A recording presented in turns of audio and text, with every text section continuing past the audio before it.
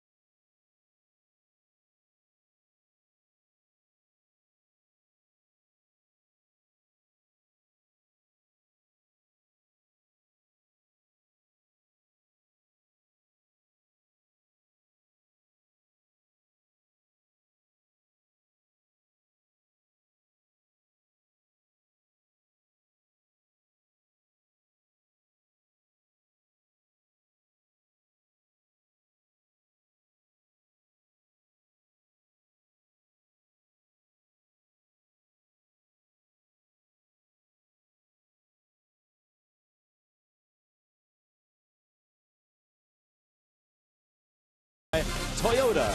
Let's go places. By the Cleveland Clinic. Cleveland Clinic, Florida's 5K run walk will be held April 26th in Weston. Register at clevelandclinicflorida.org. Yeah, it is a little chilly here in Philadelphia. Temperatures in the low 50s and some wind, a pretty healthy wind after an afternoon of rain. JM Lexus brings you Miami's lineup. D. Gordon will lead it off. Martin Prado in that 2 spot. Christian Yelich is still out with a sore lower back. Giancarlo Stanton is hot. Look at his last 7 games. Michael Morse is at first base. Marcelo Zuna in the 5 spot. JT Real Muto moves up to 6 with a lefty on the mound. Ichiro slides down to 7th. Adeiny Etcheverry in the 8th spot. And Jared Cozart will hit 9th. Then a look at Cole Hamels making his 4th start of the season. 0-2 and an ERA. Look at the home runs. 7 of them in 3 starts. And Hamels goes to work on D. Gordon. This ball game is underway. Gordon fouls it back to the screen. Pinch a Penny brings you the first pitch. Yeah, the home run ball has really been what has hurt Cole Hamels this year. Also 9 walks in his 18 innings. He usually has much better control than that. Gordon last night had a couple of hits. He continues to have a terrific start to 2015. And he swings and misses. Marlins in the gray pants going with the black jerseys tonight. Gordon opens play 4th in the National League in hitting. Adrian Gonzalez is still on top at 442. Matt Holliday, DJ LeMahieu, and then D. Gordon. And down he goes. Hamels gets strikeout number 19 on the season and his first of the night. There is 1 out. Well, if you were with us last night, the defense is going to be just the same. Ryan Sandberg going with the same lineup. Revere, Odubel Herrera in center, Grady Sizemore in right, Ashley, Galvis, Utley, and Howard around the infield. Carlos Ruiz behind the plate, and the defense brought to you by BMW. Martin Prado, and he takes a strike. Prado in the 2 spot. He was moved there in last night's lineup, and that was before Christian Yelich was scratched. Mike Redmond, with Yelich's struggles in New York, dropped Yelich down in the order to the 5 spot. Yelich had a great early and late batting practice, and his back tightened up a half hour before game time. Questionable whether he's available tonight. Prado smokes it into right, but Grady Sizemore is there, and he makes the catch.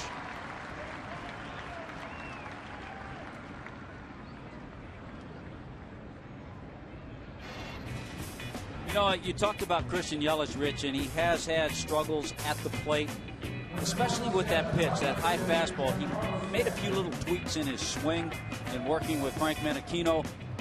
Hopefully when that back gets ready, he'll be fine and good to go. Now, did the back have anything to do with his struggles? He's not going to admit that, but I have to think it had a little bit. Here's Giancarlo Stanton, and a high fastball is ball 1. Ichiro, who swung the bat quite well last night, hit it hard 4 times, had a couple of base hits, is back in the lineup tonight.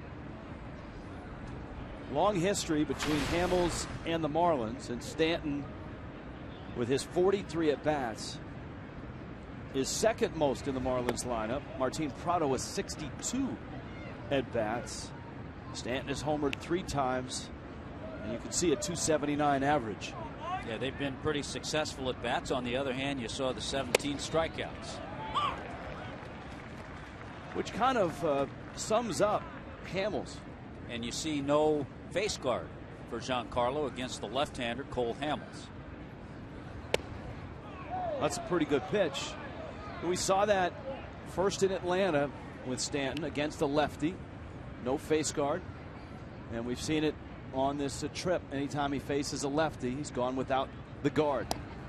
And Hamels misses outside. Stanton walks. So Miami has a base runner. The whole key, and again, it was something we brought up last night that I think really shows the discipline and the thing that Giancarlo's working on is taking that pitch off the plate just inside. A lot of pitchers are throwing him there, and he took a couple from Hamels and didn't swing. Now you can see the Fox tracks. That breaking ball that just missed did miss. It was in. And so Morse now. Michael Morse has a couple of homers against Hamels, but he has struck out 11 times in 24 at-bats. I mean, it's odd. You look at Hamels, and yeah, the Marlins have had a little success, but there's a ton of strikeouts. Hamels' numbers, when you separate them from wins and losses against the Marlins, 34 starts and an ERA in the low threes. But he's 9-14 against the Fish in his career. By comparison, he's 16-9 against Atlanta and 15-9 against the Nationals. Morse can't hold up. 0-2. This has always been a good matchup for Michael Morse. Not necessarily Hamels, but the Phillies, and playing in this ballpark. 5 home runs Michael Morse has hit here at Citizens Bank. Here's the 0-2. A swing and a miss, and Morse strikes out. Hamels finishes the Fish in the first. We're underway in Philly with the Phillies coming to hit.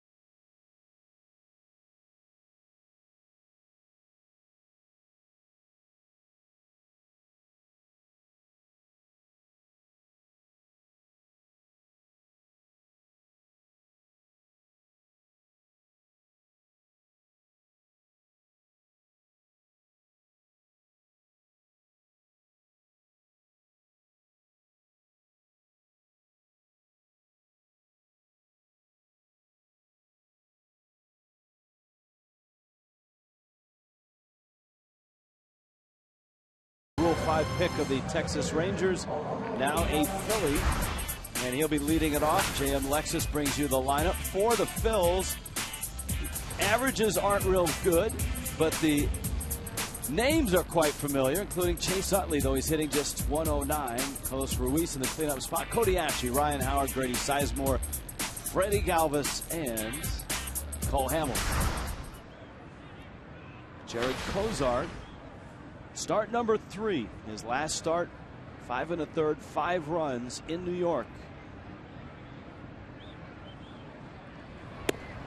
And this has got to be fun for him. This is the original organization for his professional career. Drafted by the Phils out of Clear Creek High School, 25 miles south of Houston. Here's the 1-0 pitch. Herrera's got a lot of moving parts, and he swings and misses. It's 1-1. Well, if you notice that front side, the right leg's way open, and then he kind of triggers it by bringing it in. That brings his upper half in. But, yeah, I'm sure this is exciting for Cozart. At one time, when he was drafted by the Phillies, he was part of a young group of starting pitchers called the Baby Aces. There's about 3 or 4 of them. And they hated to give him up to the Astros in acquiring Hunter Pence. They wanted Pence, and of course the Marlins had to give up Jake Marisnick and Colin Moran to get Cozart. 2-1 into right field, a base hit for Odubel Herrera. And so this youngster, I think, has opened some eyes here in Philadelphia. So there's the right leg, brings it in, lifts it high, and you're right, a lot of moving parts. It's a type of approach that can get you in trouble because you have to be just right in your timing, getting that foot down. If not, it's not going to work. But it all worked there on that base hit. 5-game hit streak for Herrera. A threat to run as well. He swiped 3 bags. And here is Ben Revere. And Revere takes outside. Revere had a big hit last night. Muscled up and smacked a 2-run triple in the 7th inning for his first RBIs of the season. Realmuto back behind the plate. Cozart pretty quick to the plate. And he gets a strike that counts 1-1. Boy, Derek Cozart just wants to bring the starters' ERA down. During the 5-game losing streak, the Marlins starters have an ERA over 7.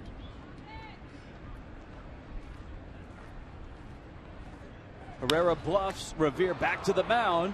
One there, and the relay is not in time. Ben Revere, one of the faster men in the National League, beats it, and the Marlins get 1.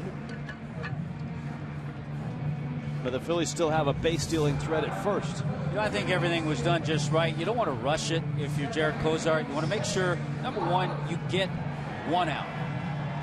And with the speed of Revere, he just beats it out on the relay from D. Gordon. Now Revere has 4 stolen bases. He's been caught once. And here is Utley. How odd is it to see Utley stand in and look up at the scoreboard and see 109 next to his name? Well, that's his batting average. He's homered twice and driven in 9. In his last 6 games, he's 0 for 21.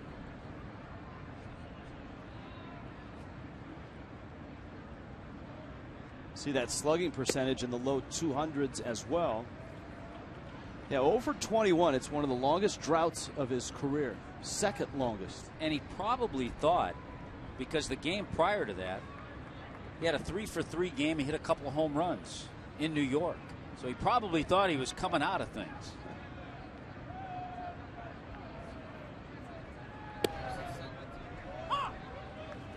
And you have to wonder, because we saw him last night take a lot of strikes. So you have to wonder if he's picking up the ball very well. 6-time All-Star. The guy that's won 4 Silver Sluggers.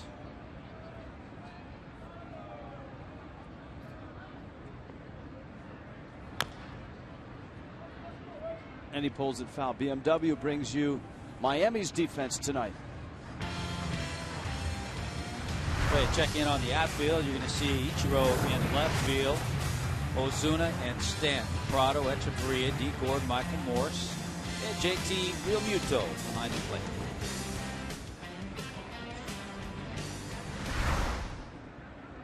Cozart 2-2 on Utley. Revere from first. And Utley into the gap. Stanton cuts it off and gets it in and saves a run in the process. Revere would have scored easily, and Utley would have been at least to second and may have had 3 out of that. Little out over the plate fastball for Utley to attack, and there's that play by Giancarlo. It's one of those plays that doesn't get an assist or anything like that, but it really did assist the ball club in getting it in as quickly as he did, keeping Utley at first and keeping Revere from scoring. And so Utley's got a base hit. It snaps the 0 for 21 skid. And here is Ruiz. Miami's infield looks for a ground ball. Cozart delivers those. And Ruiz, maybe in a preemptive strike, trying to stay out of the double play, tried to push a bunt down and get Revere home. Well, up until last night, the Phillies were averaging about 2.5 runs a game. Last night scoring 7's the most they'd scored all year in a game.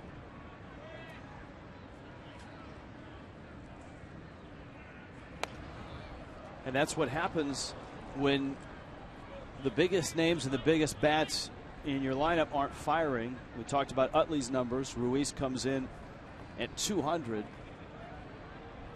in the cleanup spot with just 1 RBI and bunting with runners at first and third.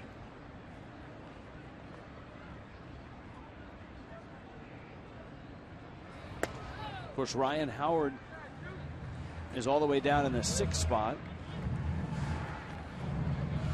But it won't be like that for the entire season. Utley's not going to hit 109. Ruiz isn't going to hit 200. Howard's not going to hit 209.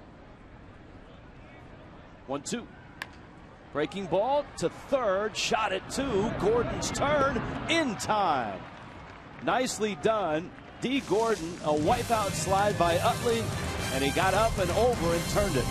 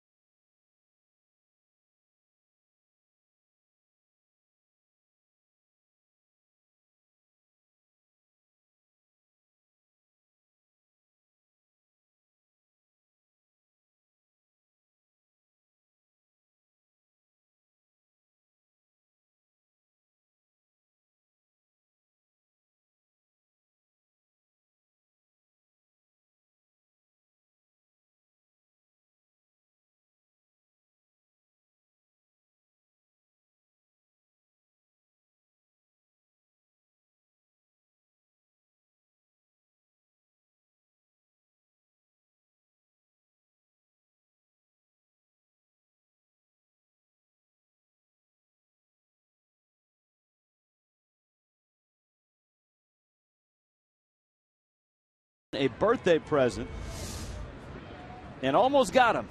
You know what? Any second baseman in the league knows that if Utley's the runner at first, he's going to get a good, hard, clean slide. So you better get rid of the ball quickly and prepare. And D. Gordon did just that. Gordon skipping off the field almost. Very fired up after turning that double play.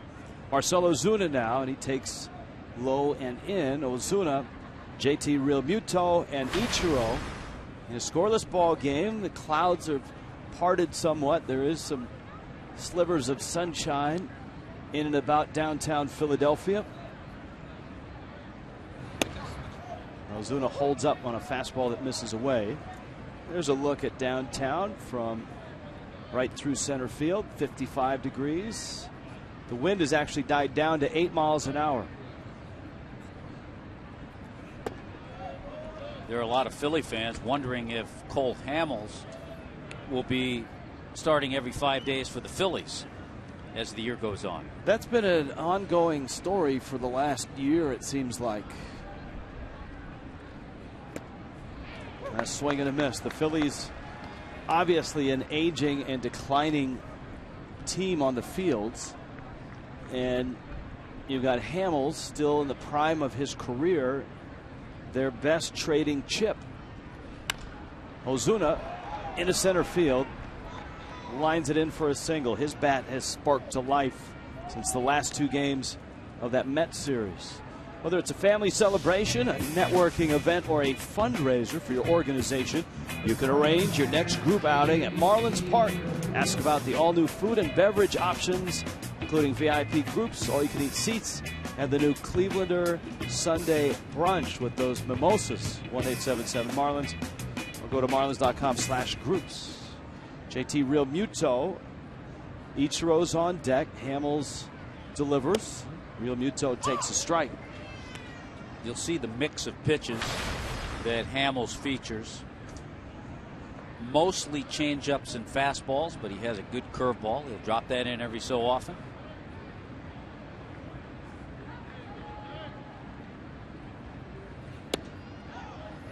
That one just misses. You see Hamels stares in disbelief. The count is 1-1. Scouting report on Cole Hamels. Boy, he's got that nice, easy, and fluid delivery. He will at times throw 3 changeups in a row if need be. Hard to believe, 9-14 lifetime against the Marlins. Here's the pitch that Hamels was not happy with.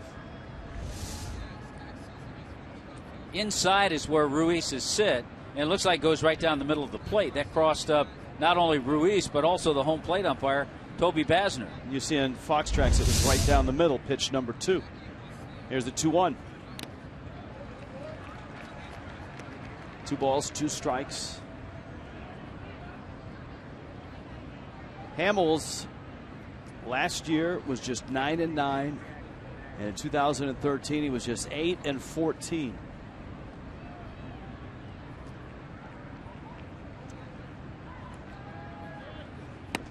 And he gets Real Muto going after a changeup, and a good one at that. Well, why he's going to be sought after is that he's durable.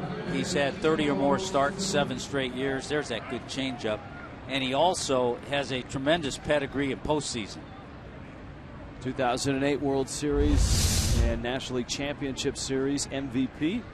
Ichiro has faced him only 3 times and is 1 for 3 against him. Last night, Ichiro hit the ball on the button 4 times. Ended up with a pair of hits. And is back in there tonight. Christian Yelich still out with a lower back strain. It's funny, one of the burning questions in spring training for Mike Redmond: how are you going to find at-bats for Ichiro? And Mike Redmond said, well, we'll approach that when we get there. As it turns out, with injuries and the like, Ichiro's had plenty of at-bats and has at times looked pretty good. He's actually appeared in every game. And I would say right now those are the least of Mike Redmond's worries and things to think about, getting Ichiro at-bats. And there's other bats he'd like to get going in the lineup. There's some starters and some relievers he'd like to get going as well. You see Ichiro, a .317 hitter in the big leagues in 15 years. You and I, Rich, had a nice chat with Phillies team president Pat Gillick, who saw Ichiro in the early stages in Seattle and said, you know what, the bat speed's still there. Yeah, Pat Gillick, very fond of Ichiro. He was the general manager in Seattle when Ichiro got there in 2001. There's Pat. Chris Wheeler to his right. See, Chris Wheeler sits next to Pat Gillick because he knows sometime during the telecast we're going to get Pat on. A smart guy, that Chris Wheeler. This is one guy that has hit Hamels quite well, and it's Echeverria. And Hamels misses in with a breaking ball. A single by Ozuna, a walk to Ichiro. And now Echeverria was 1 for 4 last night and is 8 for 22 in his career against this Phillies lefty. A .364 clip, 2 triples, and he has struck out 4 times. Cozart's on deck. Echeverria trying to do some damage before Cozart gets to the plate. And a strike.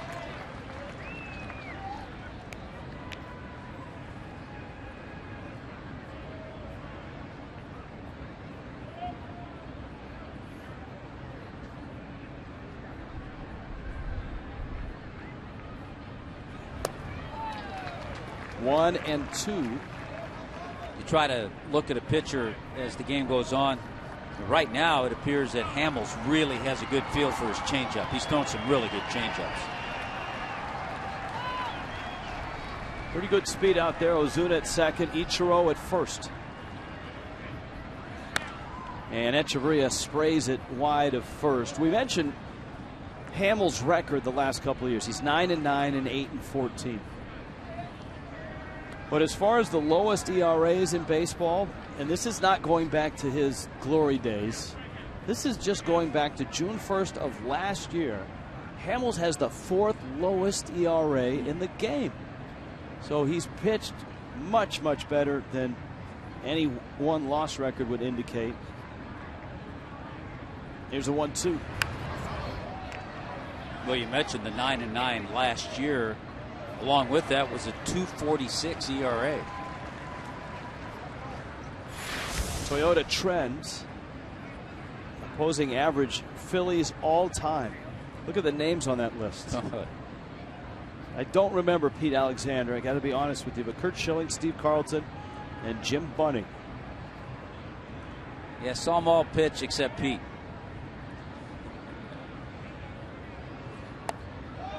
There's that changeup that you talked about. Echeverria didn't go after it. There's Carlton's number, your teammate.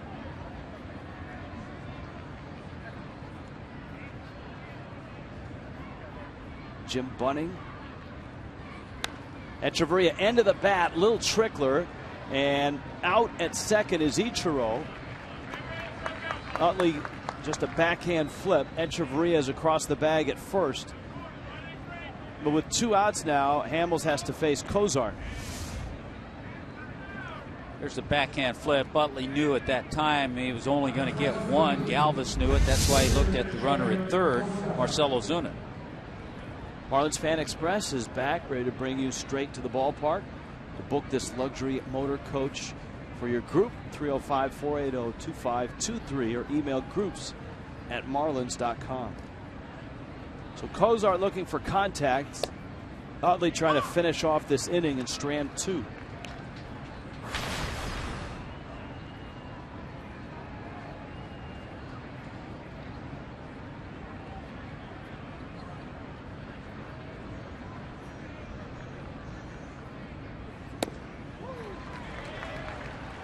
And it's not real fair when he throws an 0-1 changeup. That's not fair. And right now, Cozart's saying that's a really good changeup. Great arm action.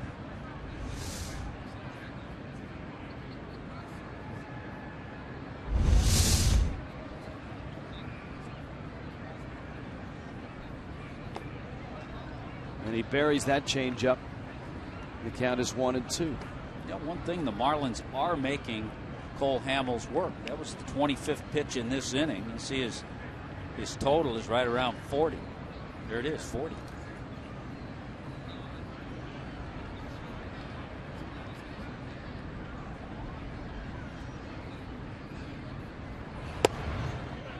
Hamels walking towards the dugout, thought he had a strikeout. A few other Phillies headed in that direction. On Fox Tracks, let's take a look, and it's in. So Toby Basner stuck that call. 2-2. See if he goes back to the changeup. No, fastball, and Cozart hits a ground ball. Utley to his left, fires to first. It's dropped by Hamels, and Miami gets a run. Echeverria scampers to third.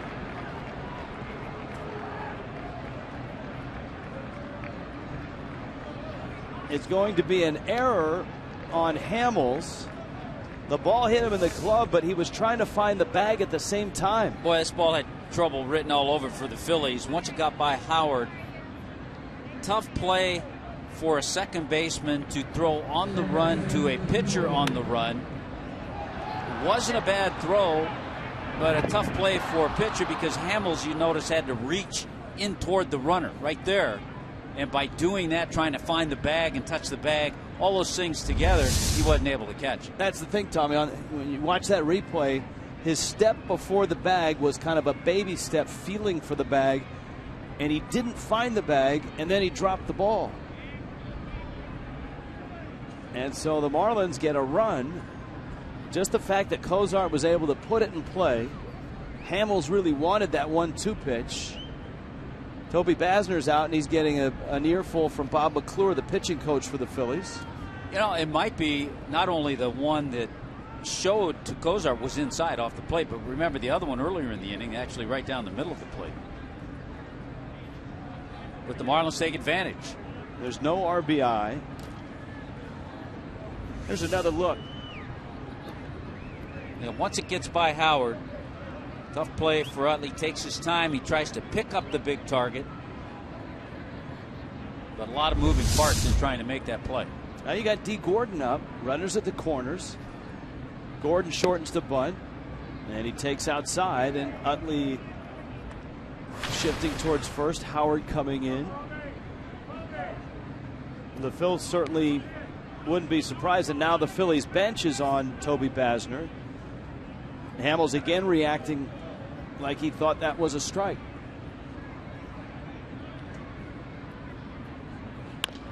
Gordon up the middle. Utley backhands, flips, and gets the out.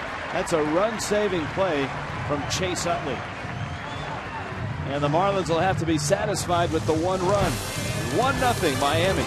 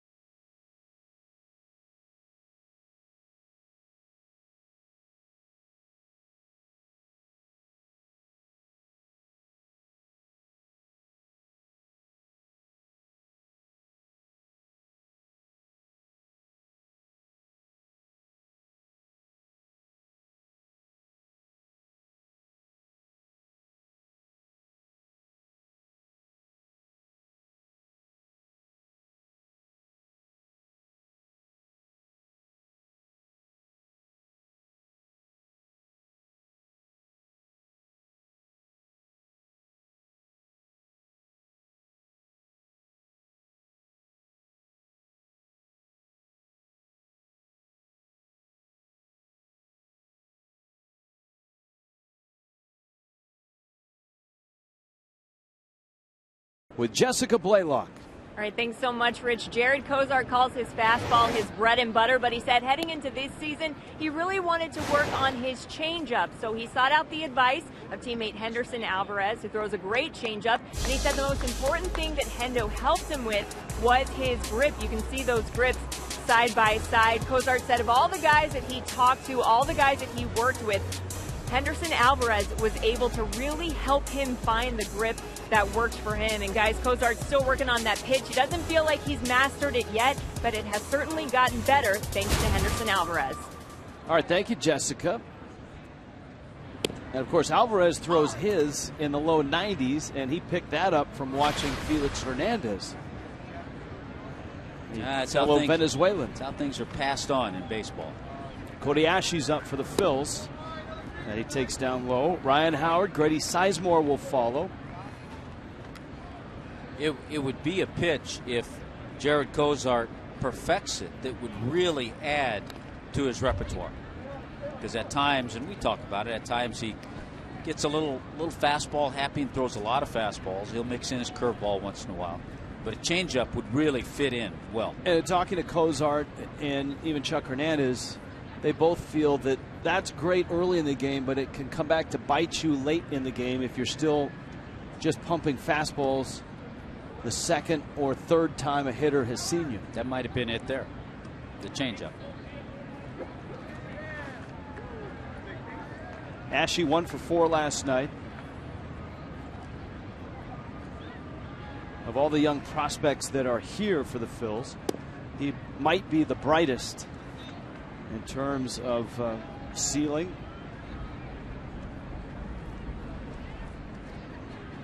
See, 24-year-olds. Ashe, product of the University of Nebraska. That one pulled foul.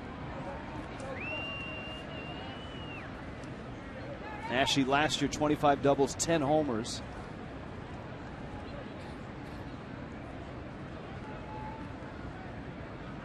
Count full.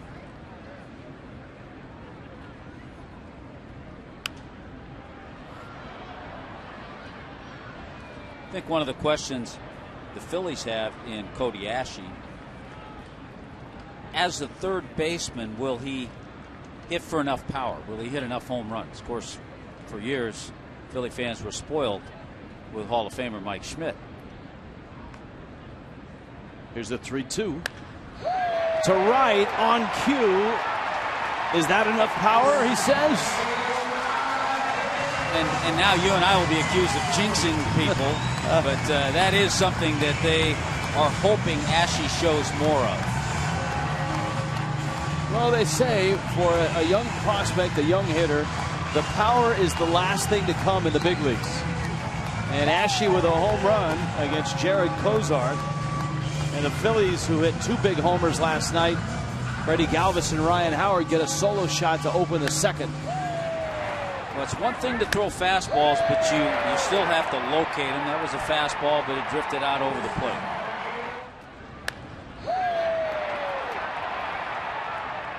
Well, I was just about to say that he didn't. If this were 4 or 5 years ago in the heyday of Rollins and Utley, on a hop, that's Prado makes the play. He wouldn't have to hit for power because the Phils used to get home runs out of their shortstop and their second baseman. Yeah, a lot of it depends on the makeup of your lineup. So Ashe hits one out. Howard hits one up the middle for an out. And here is Sizemore.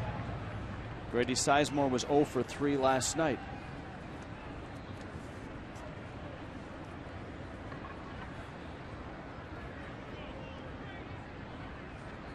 See that last play? We talked about it the other night.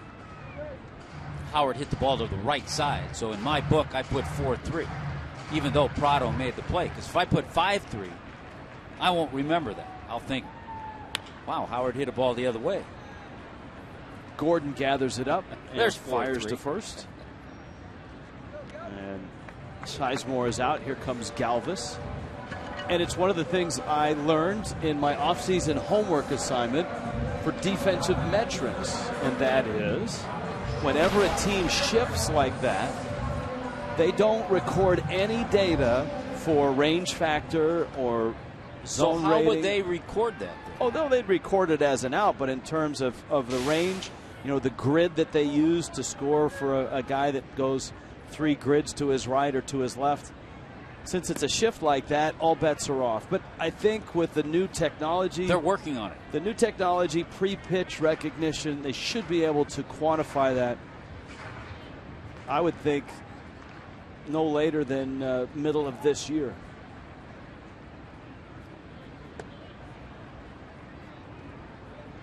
Call my buddies Ben Jedlovic and Mark Simon. They're the defensive gurus. Galvis is up.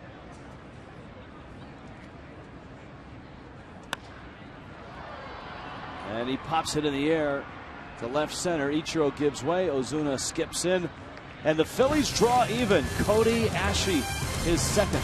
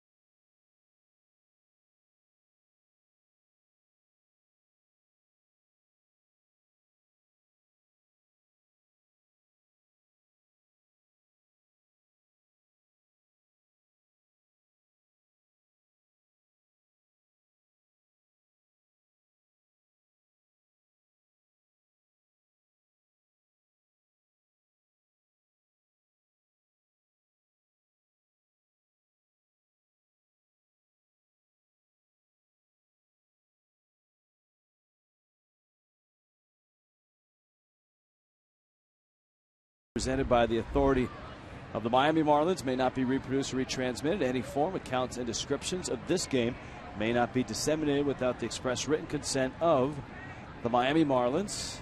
Cole Hamels understanding that you've got to get the disclaimer in, and thus he delays his first pitch of the third to Martin Prado. Prado lined to right. Miami's run, kind of an ugly one, but for the Fish, they'll take it. That was in the top of the second. Phillies got a solo homer from Cody Asche to tie it. You know, when you see his fastball's 91, 93, but appears faster because of that good changeup. Prado pulls a ground ball. Asche across the diamond in time. And there is one out. Hamels already with 3 strikeouts. He's walked a pair and given up just the one hit, the Ozuna single. And it was Ozuna who came across on Hamels' error in the top half of the second. Here's Stanton now. He walks on 5 pitches.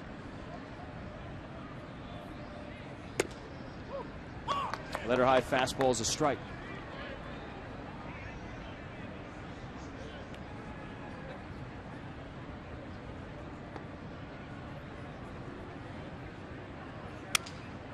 Jam shot, and Utley is there and squeezes it. There's 2 outs. Well, so far you can see the pattern that Hamels has. Everything hard inside, and he jammed Giancarlo with that fastball.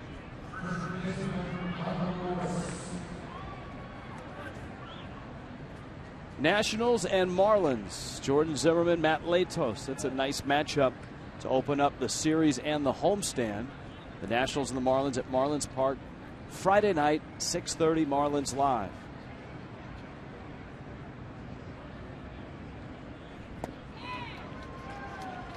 Michael Morse, a few years removed from his national days, but those national days were relived by Jessica Blaylock on Marlins Live tonight. Hope you had a chance to watch that.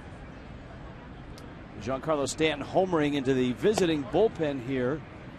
And last night I said I'd never seen that done by a right-handed hitter, and it's been done only one other time. And guess what? It was Morse as a national that did it. Well, he's got that kind of power.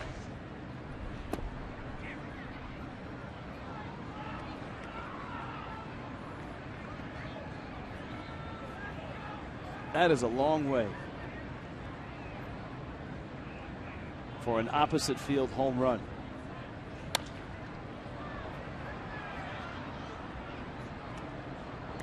Two balls, 2 strikes.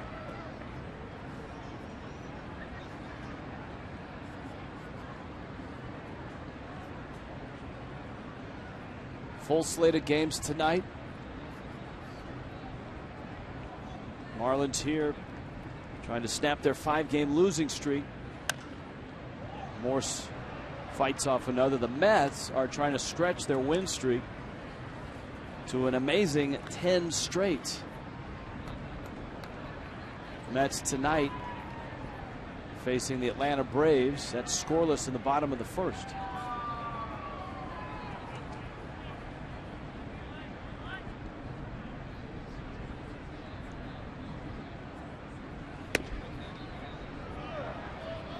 Cardinals have scored 4 times early and lead the Nationals 4-0 in the third in D.C.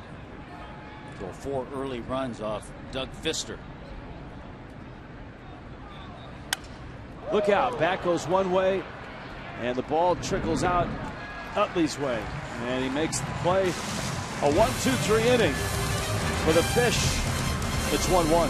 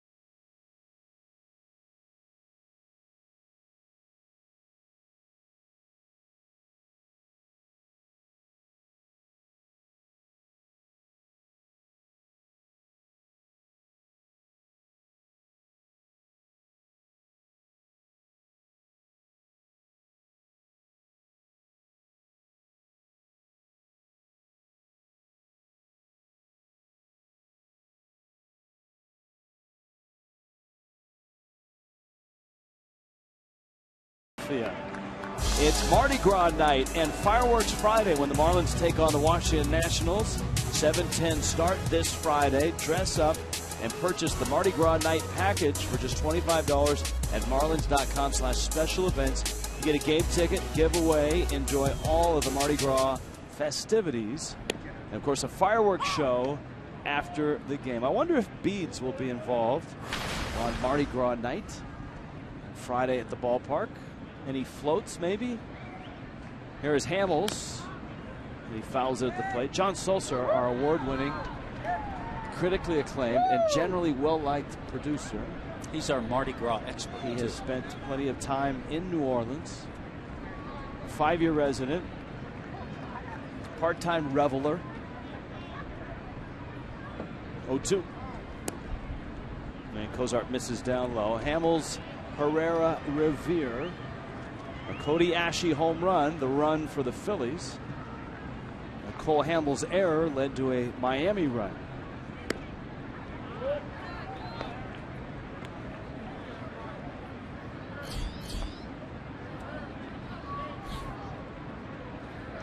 Here's the 2-2. Hamels goes down. There is one out. Boy, I'll tell you what, Tommy Hutton, looking around baseball, there are some contentious series over the last week in the American League. The Jose Bautista stuff is just incredible to me, that a guy twice in about 10 days can have essentially been thrown at and have a fastball go behind him and then homer on the same at bat. I mean, that was always the what, Frank Robinson credo. If you get knocked down, get up and hit one out. Doesn't always happen that way, but it sure is a lot of satisfaction when it does for the hitter. So the Jays-Baltimore series the rest of the year is must-watch TV. How about Oakland and Kansas City? I think that one's cooled down a little bit. That's because they left town.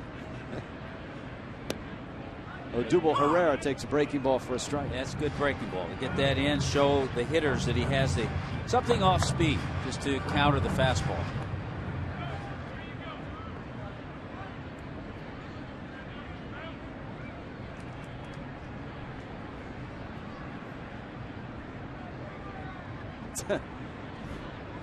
Getting in his Mardi Gras mood there. Here's the 0-2. And Cozart misses outside. Now this is oftentimes we're here in July and in August when it's really hot. But this is the time to be in that fanatic costume, right?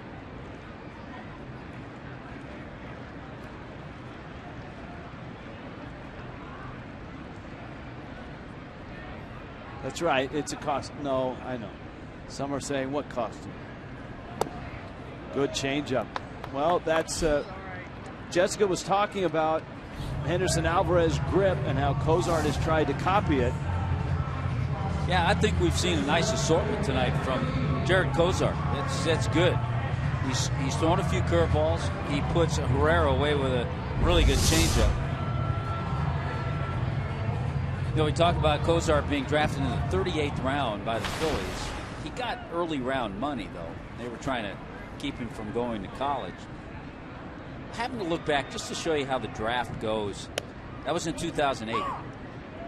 The Phillies' first round pick in 2008 was a high school shortstop, Anthony Hewitt. Played 7 years in the minor leagues, never made it above Double-A.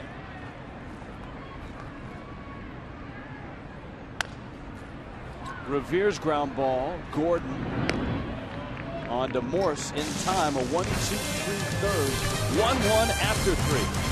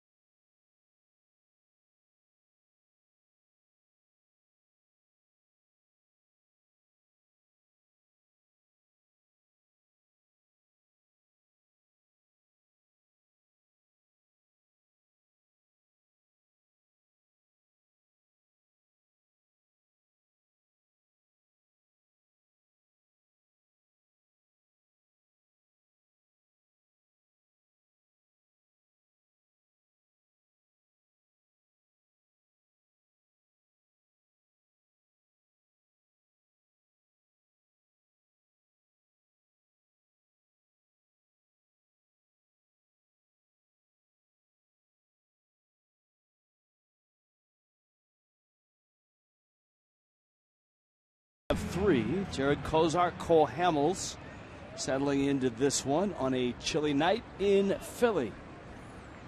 Marcell Ozuna, a solid line drive base hit to center field in the second. JT Realmuto and then Ichiro against Hamels, who zips in a fastball for a strike.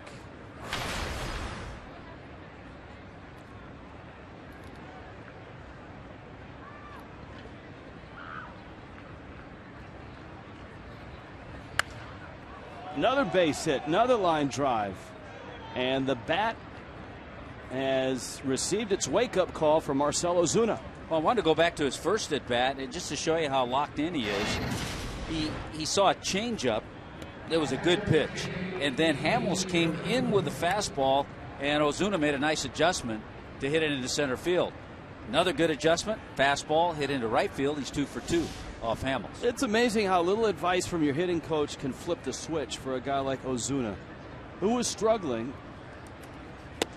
Remember how bad he looked at the start of the Mets series, those first couple games, and Frank Menechino told him, be aggressive, don't go up there tentative, and if you see a good pitch, fire those bullets, go after it.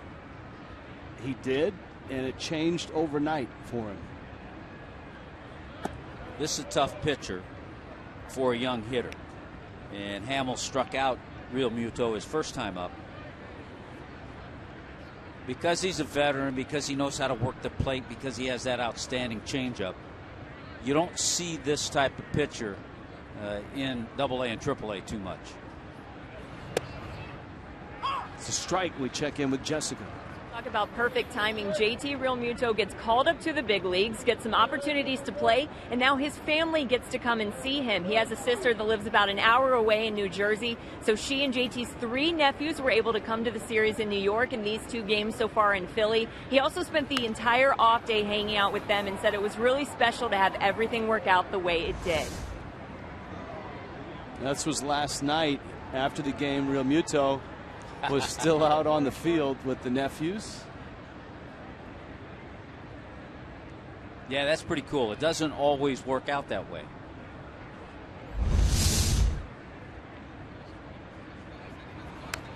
One-two fastball foul back to the screen. You can see Hamels works just about every hitter the same. Fastball's in, changeups away. Fastball's in, changeups away. Once in a while, he'll drop a curveball on you.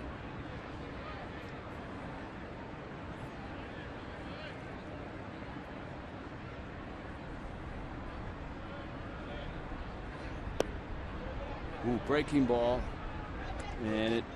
Well, that's close because when you saw Ruiz catch it, yeah, look how close. See, it wasn't low, it was just off the plate, but it appeared that he caught it low. That was the curveball. Ruiz wants a fastball, got it, and Realmuto sneaks it into right field for a hit. And the Marlins have runners first and second. Here comes Ichiro.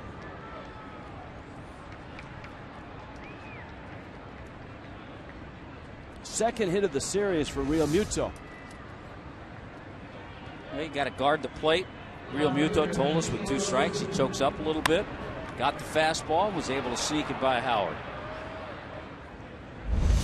All right, interesting at bat here with Ichiro. First and second, and nobody out.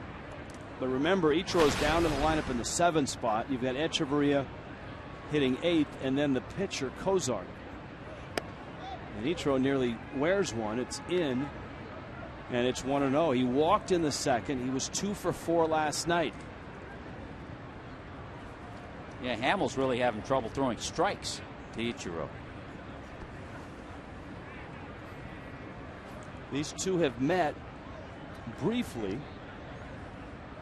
Just 3 at-bats prior coming into the ballgame. Ichiro, his first game in this ballpark last night. And the only ballpark he hasn't played a regular season game in the big leagues, believe it or not, is AT&T Park, home of the Giants. Would have fooled me. Of course, he was the All-Star MVP in that ballpark. Remember, he had that dramatic inside the park home run in 2007.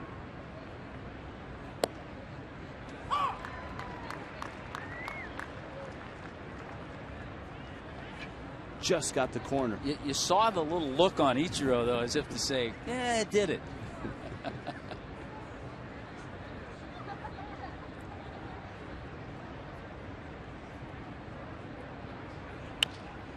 Little tapper to third. Ashe gets it out there. Utley has to hold on to it. Nice slide by Real Muto at second. Tommy, we've seen 2 slides at second in this ball game, Utley's and Real Muto. I referenced that brawl, or not a brawl, but the brouhaha between Oakland and Kansas City. Brett Laurie's slide was what really started that. Yeah, I thought his slide, and seeing him many times, was out of control and unnecessary because it wasn't a double play. The infielder receiving the throw was stretched out just to get the force. So we've seen a couple of nice slides tonight. 70 pitches when Hamels delivers this one. And it's only the top of the 4th. Echeverria up the middle, out there. Utley's turn, a clean one. And the Marlins inning dies on a double play. Hamels escapes, and it's still 1-1.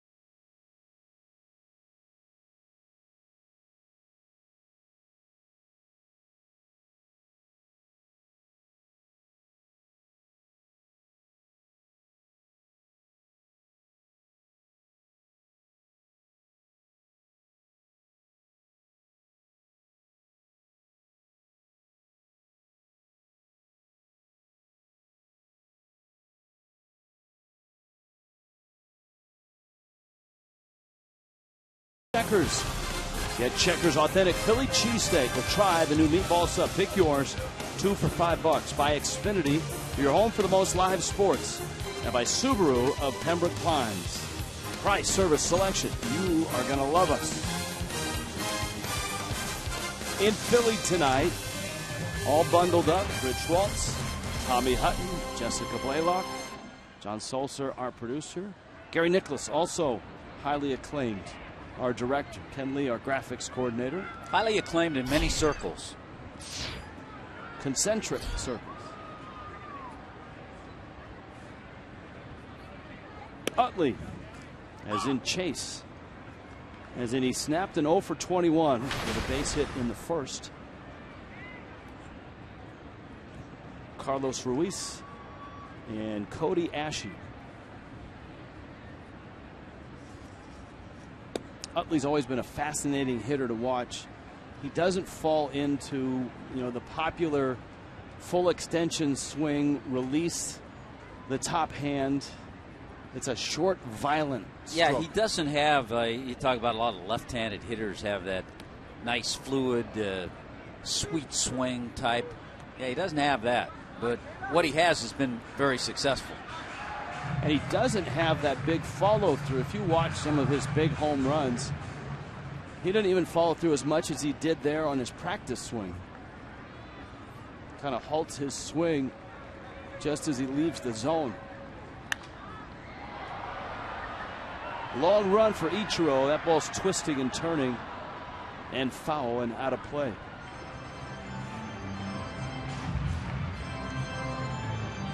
On Friday, South Florida Honda dealers get you ready for the Nationals and the Marlins. And a Jordan Zimmermann, Matt Latos starts. Craig Minervini, Jeff Conine. Well, let's see. The last time we saw Jordan Zimmerman, he was throwing a no-hitter. 'Tis true, we saw when the Rays came in, Steven Souza Jr., who made the catch that sealed it.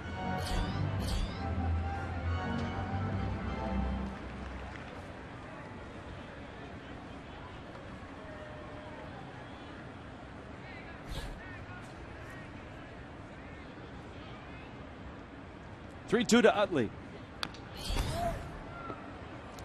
Yeah, I guess one of the questions for Cozart, is he feeling good enough about that changeup, which we've seen tonight, to throw it 3-2? Don't know if he does yet, but it would be a good pitch here to Utley.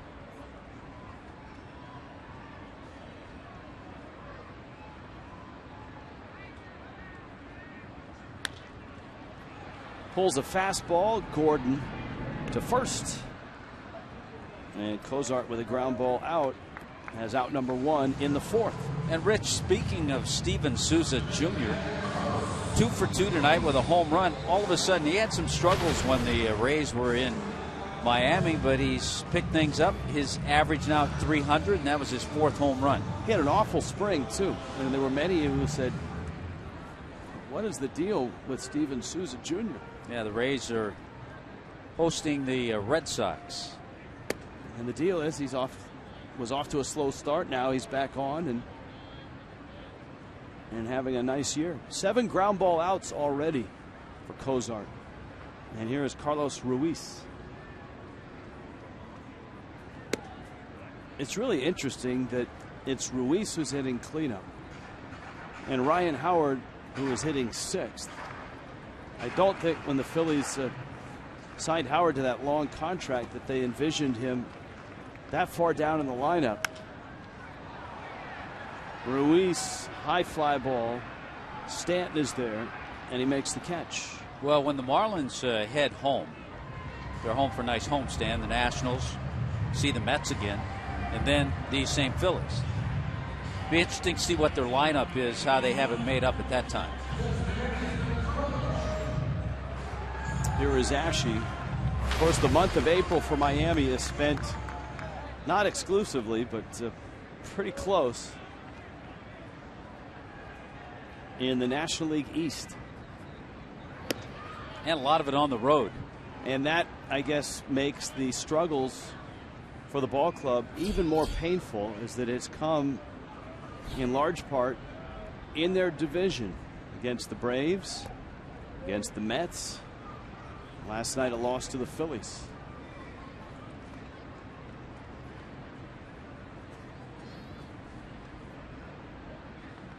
With the Nationals to come at home, next road trip starts in D.C.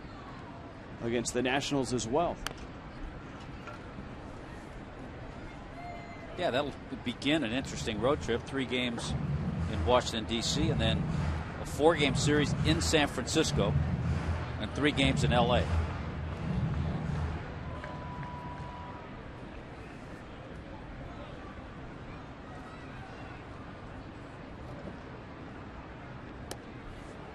Boy, you see the movement on that pitch from Cozart. He just has a great downward plane and real good run on his fastball. That's why he gets a lot of ground ball outs, too.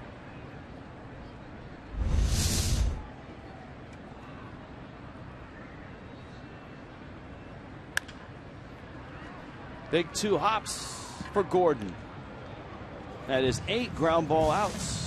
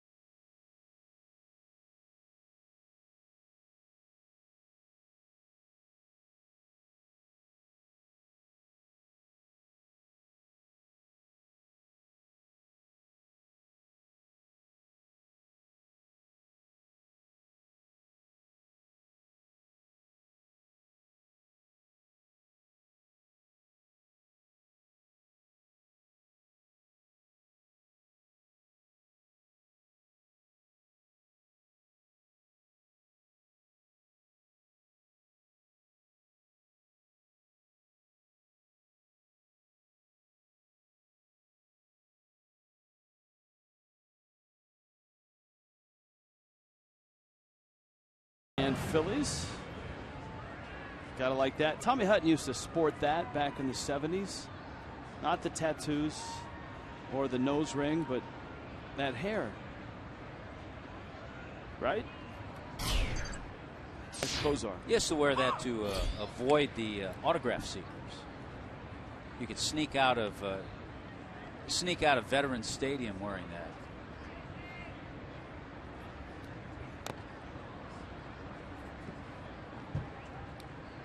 Cozart fouls it, trying to bunt it.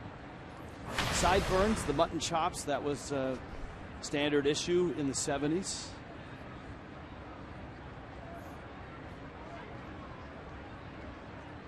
But the shaved dome wasn't. No, the shaved dome wasn't. It was long hair, and at times as long as you could get it.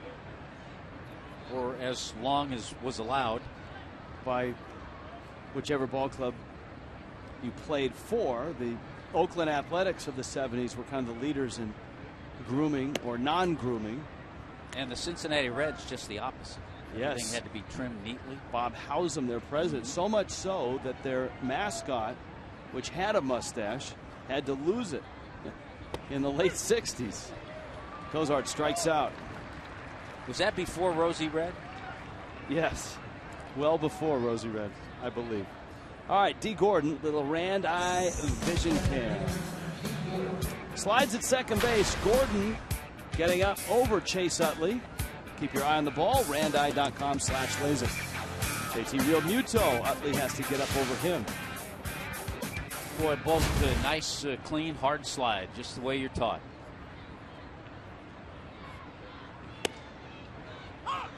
Now, you used to do some sliding instruction yourself back in the 70s, right? Why do you always bring that up? Well, it's in just Philadelphia. Because last night, here's D. Gordon going to second. Now it's a feet first slide, got his hand back. That's textbook, right? Actually, here's the textbook version. Well, we'll get it in a second after this pitch. There it is. That's the hook slide, but the feet foot's on the other side. Yeah, Gordon pulls a foul. Let's go back to that. That's from a Philly instructional guide from the 70s. See, on the left, considered an excellent slide. See, on the left, the hook slide, the straight on slide. Looks like you wrote it. Here I am doing a straight on slide. Did you actually write that, or did you dictate it to Larry Schenk? I think I dictated it to the Baron, Larry Schenk.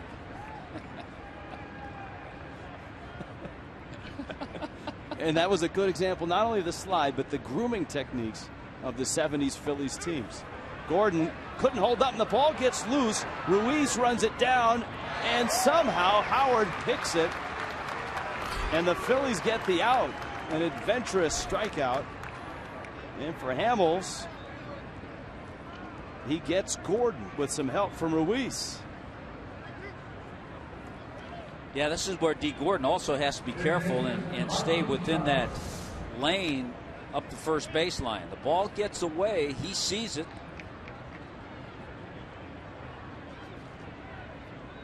And then a backhand pick by Ryan Howard. He's not known for his backhand picks. Martin Prado takes a strike.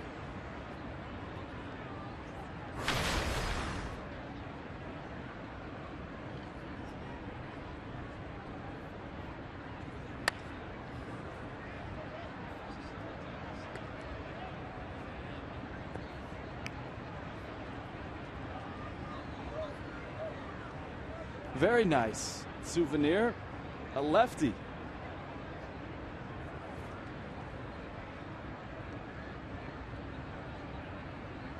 Here's the 0-2.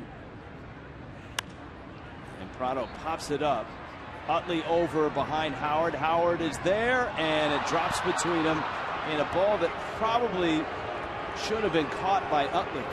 Well, I think if Utley could have gotten there, he would have. He's done that many times with Howard as his first baseman. I'm not sure if he could get over there, and the ball started to drift back. He needs to call him off right about there, and he saw Howard there and then kind of backed off.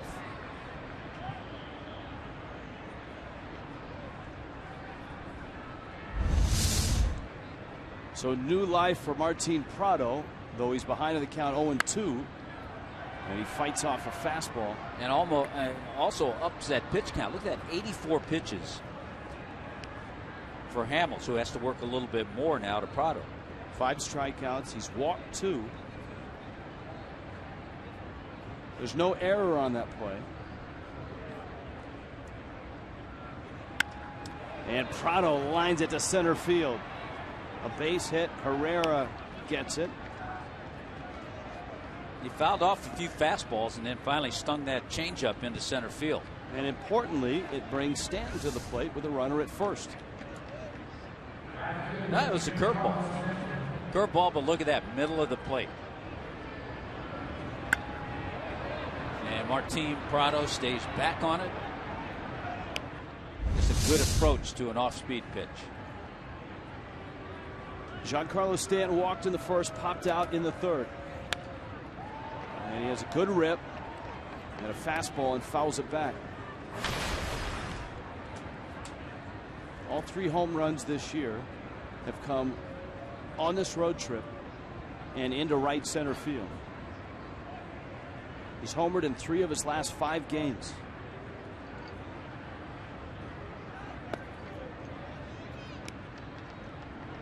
Change up in the dirt. It's 1-1.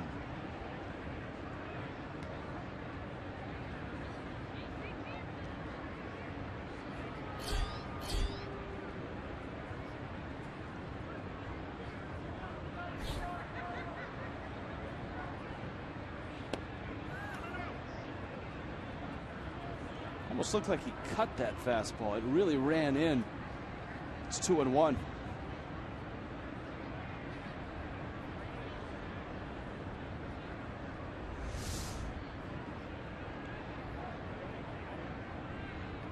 So it moved so much that Ruiz had trouble with it. And you don't see that very often with Ruiz. Prado's at first. There's 2 outs. Stanton to right field. Over is Sizemore at the track. He stumbles and makes the catch. Giancarlo Stanton to right. Grady Sizemore caught a spike, but holds the ball, and it's 1-1.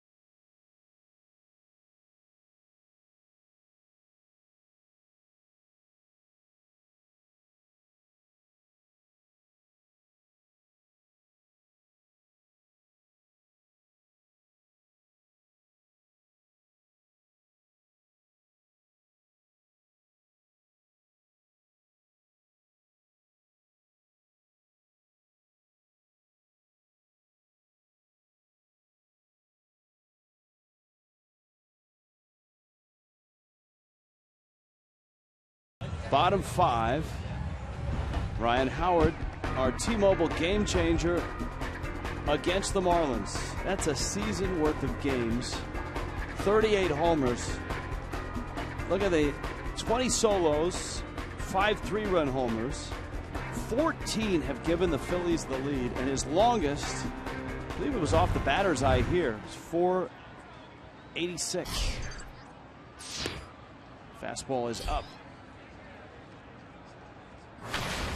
My bad, it was 496. That was back when the ivy was still climbing up the walls out in center field.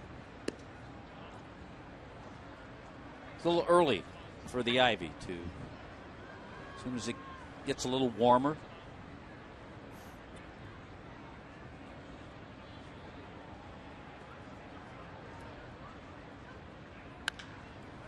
Howard's ground ball is going to end up in shallow right. That's exactly where D. Gordon is playing him.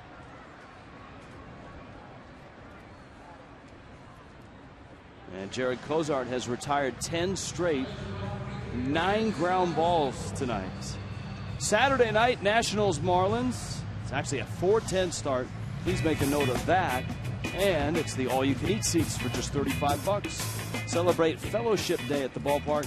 And after the game, enjoy a concert on the West Plaza. Christian hip-hop artist KB. Cozart facing Grady Sizemore. We talked a lot about Sizemore's brilliant young career and then the injury issues that he's faced the last 5-6 years. So much so that he missed 2 full seasons. Hasn't played a full season since 2008. He had that microfracture surgery on his knee, both knees. He's had elbow issues, back issues.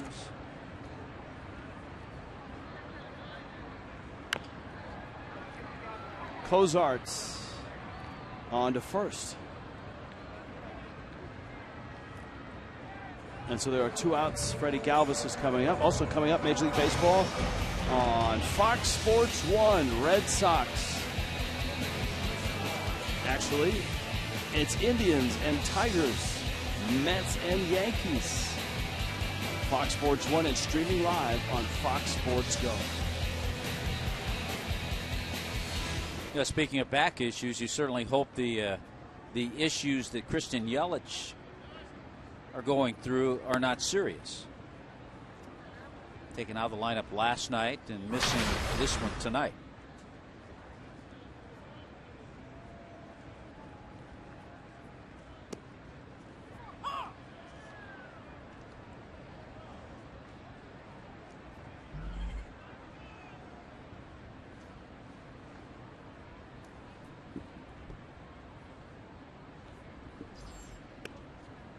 Freddie Galvis takes up. For the Marlins, it's been a painful road trip for a lot of reasons.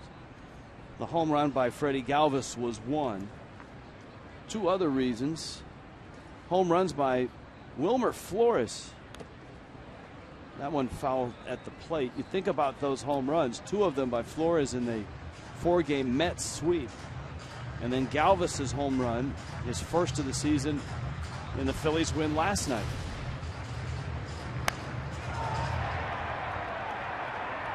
Well, the home run ball has hurt Dan Herron. He has been tremendous. There's a tremendous pitch. So nicely done by Jared Cozart once again. He's retired 12 in a row. In this ball game, still 1 apiece.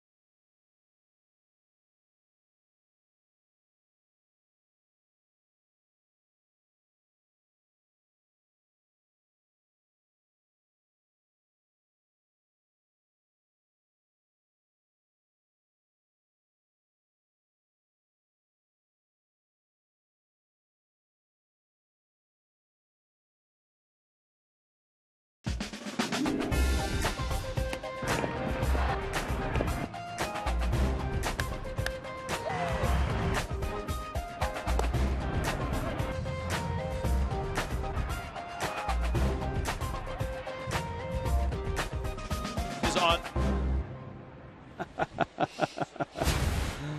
Gotta love the fanatic. Marlins Phillies. Who's going to blink first in a 1-1 game into the 6th? Cole Hamels and Jared Cozart matched up. And Hamels facing Mike Morse, Marcell Ozuna, and JT Realmuto. Morse is 0 for 2. Well, you have to wonder if Hamels will go beyond this inning. That pitch was number 90. Ashe. And there's one out. And we check in with Jessica Blaylock. Well, yesterday we told you about a cool initiative by Major League Baseball called the Franchise 4. It's where you, the fan, can vote for who should be on the Mount Rushmore of your favorite team. We took your tweets, we took your emails, and we wanted to give you an update on the Marlins vote. Jeff Conine leads the way. Well done, Niner. He's followed by Giancarlo Stanton. Mike Lowell is third, and Gary Sheffield is in fourth place. You can still cast your vote for your favorite player at MLB.com/franchise4. Just make sure you do it by May 8th. That is when voting ends. Thank you, Jessica. I don't know about you guys, Jessica and Tommy. I enjoyed the tweets last night of the offbeat Franchise 4. Yeah, we had some good ones. Loved it. Had some great Absolutely names. loved it. Had some great names thrown in there. We were able to get Reniel Pinto's name on the telecast. Jessica, that was your. You've had a few Twitter Tuesdays and email Tuesdays so far. How do you like it? You into that? I love it. The fan interaction, especially yesterday, was fantastic. I kept checking Twitter, and over again, we'd have a ton of votes cast. So it was great to see how active the fans were yesterday with Twitter Tuesday. All right. Now, I know it's big shoes with the Contessa, but you are filling them quite nicely. Well, thank you very much. 2-1 pitch. Marcell Ozuna takes ball 3. Ozuna, of all the Marlins, has had the best swings against Hamels. A line drive base hit to center and another into right field. 3-1 coming. And he holds up on a high fastball. Ozuna walks. It's a really nice at bat for a guy that has tried to turn on the aggressiveness over the last 4 ball games. Well, a guy who'd gotten a couple of hits off Hamels. Hamels appeared to be pretty careful to him there, but the patience of Marcell Ozuna paid off. We had Josh Booty, Nate Bump making appearances last night in some of the lists. We had Billy the Marlin. Made a couple of lists. Valerio de los Santos. The Hopper. Who's pitching with the Reds. He is pitching with the Reds. Cody Ross made some lists.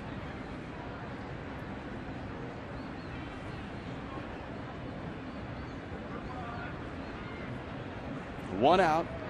Realmuto had a base hit his last time up.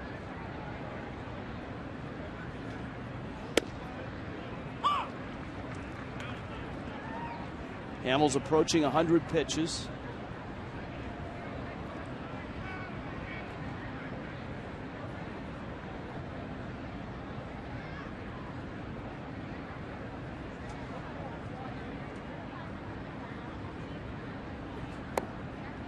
And Realmuto takes.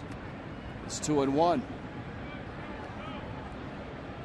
You could put in the back of your head a hit and run in a situation like this. Don't know if we'll see it, but it would be a possibility with Ozuna the runner, with Realmuto the hitter.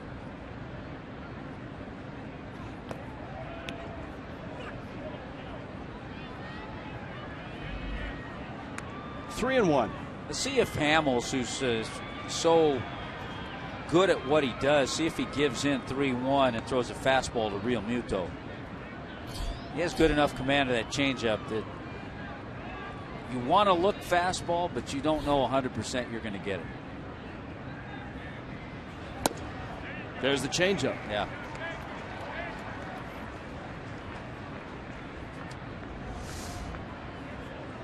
Do you get that fastball arm action, and you're thinking you're going to get that fastball, and Hamels throws the beauty of the changeup. Let's see if Ozuna's on the move with one out and the count full.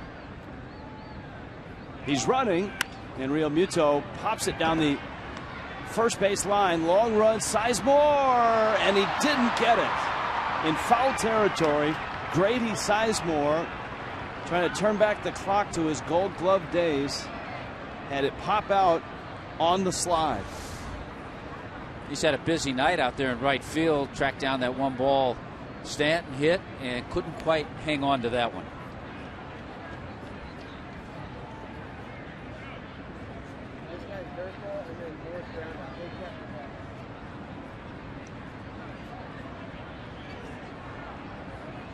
So new life for Real Muto. Remember the last time a pop-up dropped in there, Prado followed with a line drive base hit.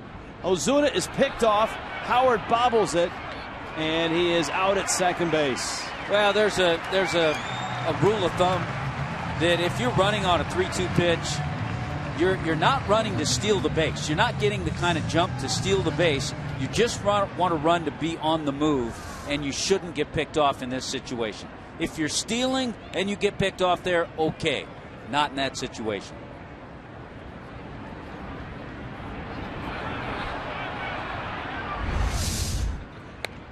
Real Muto, end of the bat, trickles up. Howard backhands, safe. Real Muto beat it. We've seen that a couple times on this road trip. Real Muto is a lot faster than people think.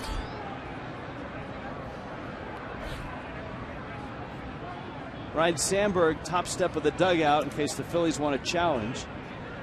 I think Real Muto hit off the end of the bat, took a chunk out of that baseball. They just threw it out of play. Back of the glove. Yeah, I think JT beat it. I think that was a situation for Howard maybe to come over the top and throw it a little harder instead of flipping it the way he did. That's really close. It's close. I mean, that's really close. And you know, it's the sixth inning.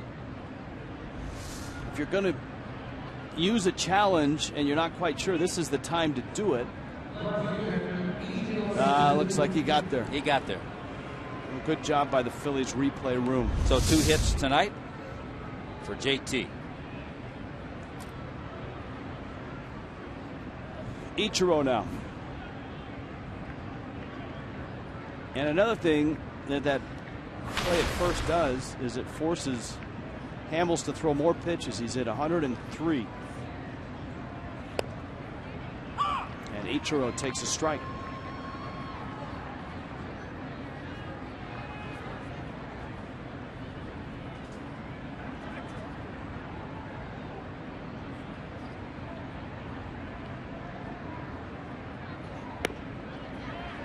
You don't see Hamels do that too much, but facing the lefty, Ichiro, he dropped down a little bit. Gave him a breaking ball from about a 3/4 arm slot.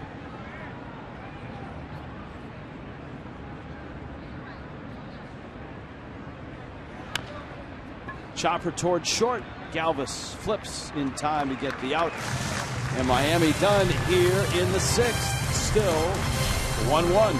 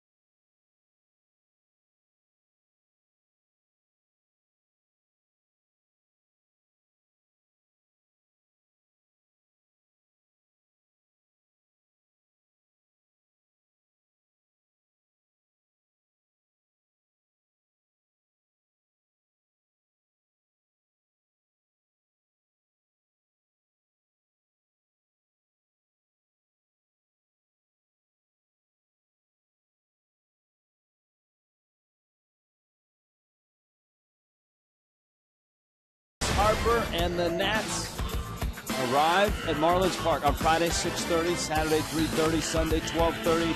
All starting times for Marlins Live. 3-game set starts on Friday night. Not in attendance, the Presidents. And Jefferson with a nasty spill there. But we will get a taste of the President's race in early May when the Marlins start that next road trip. Cesar Hernandez will hit for Hamels. And so no more Hamels to face for the Fish. Jared Cozart gave up a run on the Cody Ashe home run in the second. You see Luis Garcia.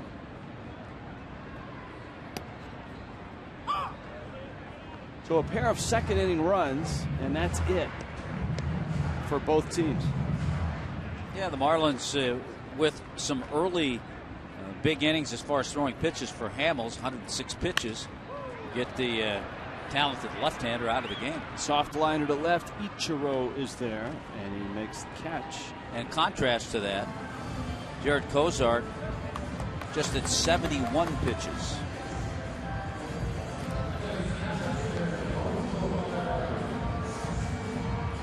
Cozart has he's not walked anybody, and as you've been pointing out, 10 ground ball outs. Marlins Flashback Friday. Every Friday, post your best vintage Marlins photo. Hashtag Flashback Marlins will show the best picture on Marlins Live post game. Do we have a vintage photo of you and I? Well, we just showed your vintage photo of you in the 70s in a hook slide in full glorious mustache and mutton chop mode. Of course, back then they were known as simply Hutton chops. 23,417 at the ballpark.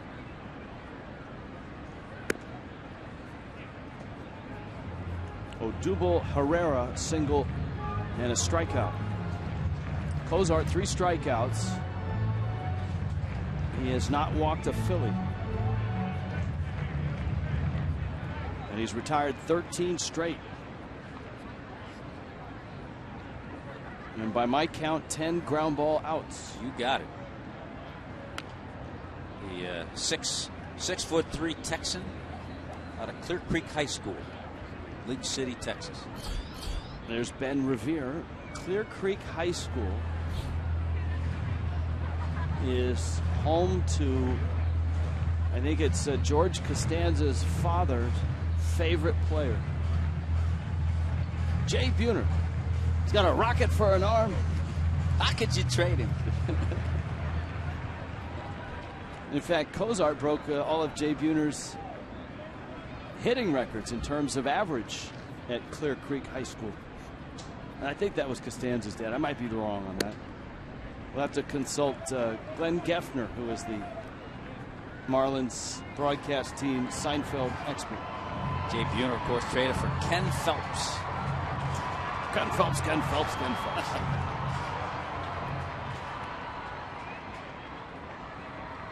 There actually was a photo of the two of them at spring training this year. There's Geff. Letter high strike. Herrera was on his way to first. Had flipped the bat. That's at the letters and over the plate. Speaking of 70s, hair, is that Bake McBride? Which vintage is that? No, this is a different look. Yeah, Bake had the gigantic fro. He had the Oscar Gamble fro. Okay.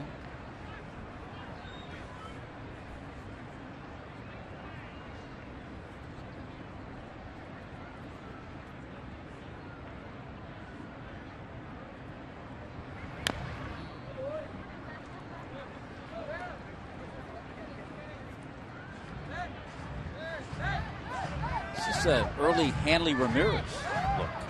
It is, without the pine tar.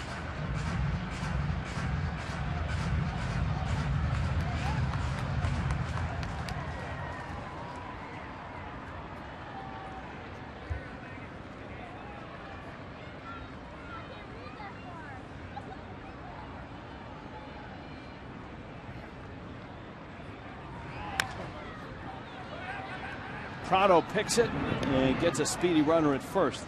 Now there's another ground ball out, and the streak runs to 14 straight retired. Right now, the frustrating part is that the Marlins offense can't get Jared Kozar to lead.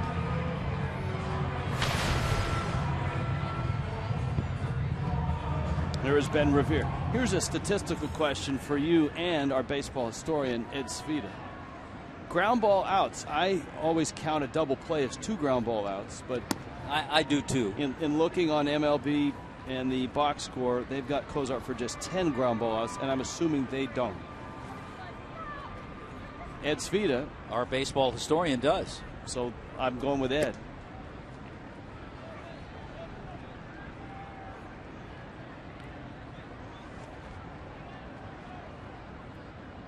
Ben Revere's 0 for 2. Phillies have a home run from Cody Ashe, a single from Chase Utley. Odubel Herrera singled as well. And the only Marlins run was an unearned run off Cole Hamels.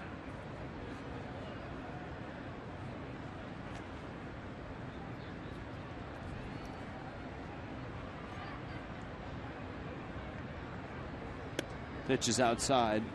Ed as well has confirmed that it was Frank Costanzo. Said, "What the hell did you trade Jay Buhner for?"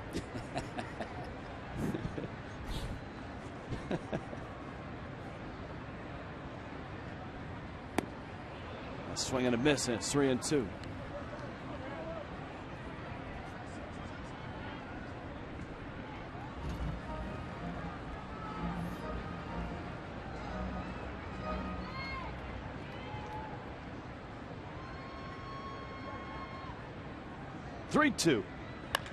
Hit well, right center field, and it's in the gap, and it's going to the wall, and Revere can run.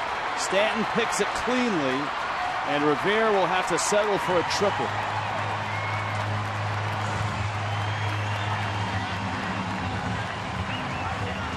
Well, he threw him a 3-2 curveball. It was a good thought, but the pitch was out there and up there. And Ben Revere didn't waste any time. So see how he started, stayed back, and because it was up, he was able to lace that ball into right center. And with his speed, an easy triple. Second triple in as many nights. Cozart has to keep the concentration. Yeah, he's always tough on himself. You like that. You don't want it to affect how he comes back with pitches now to a guy who has gotten a lot of big hits against the Marlins. That would be Chase Utley. Utley has singled and bounced out.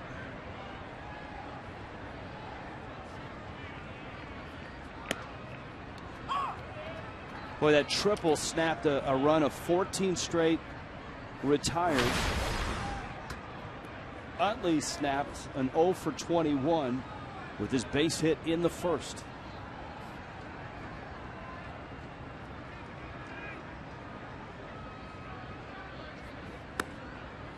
Cozart misses up, counts 1-1.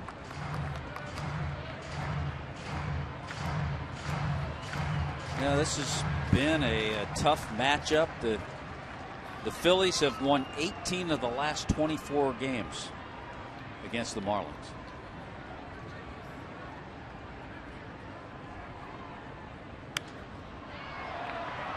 That one fouled back and out of play.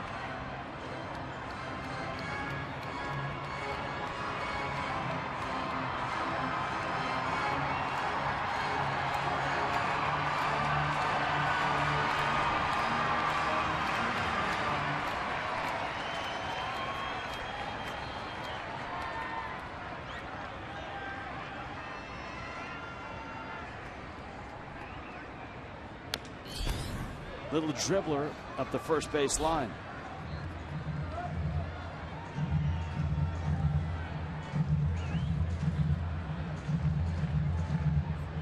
The thing that I like here from Cozart, he hasn't let his emotions get to him. He hasn't just reared back and started throwing Utley a lot of fastballs. He's mixed in a couple of good off-speed pitches.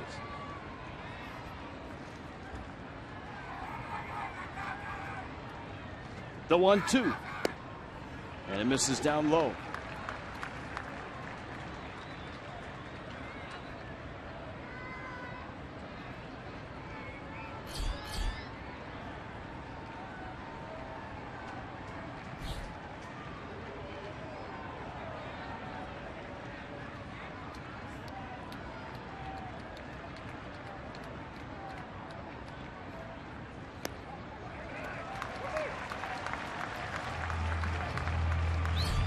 Full count, and it's 3-2.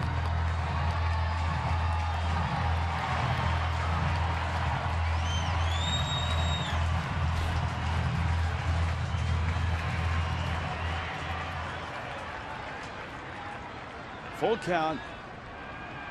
Chase Utley awaits.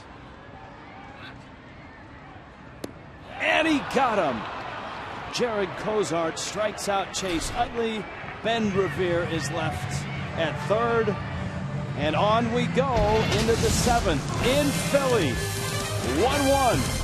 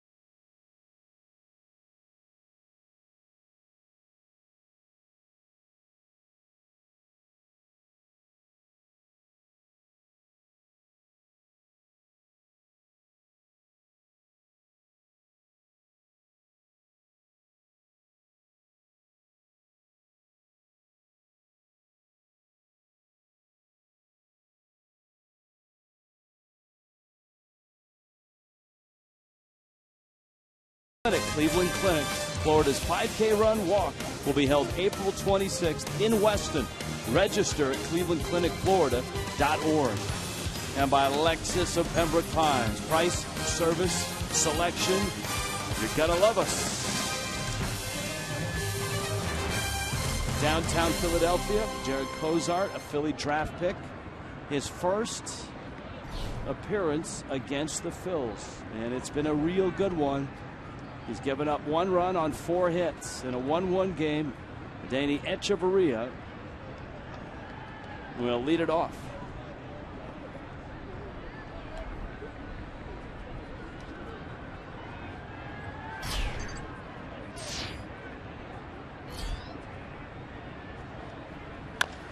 High chopper. Galvis streaks in and tries to stab it.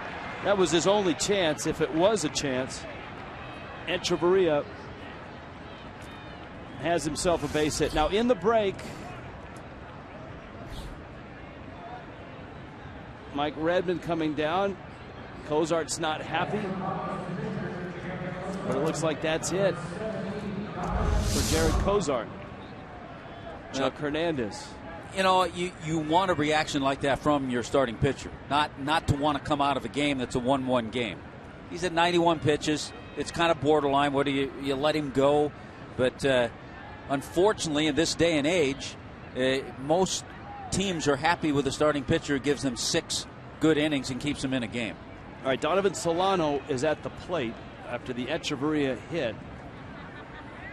Luis Garcia is taking over for Cole Hamels, and A.J. Ramos is warming up in the bullpen in a game that has been 1-1 since the second. That's a lot of moving parts all of a sudden. on the Echeverria hit.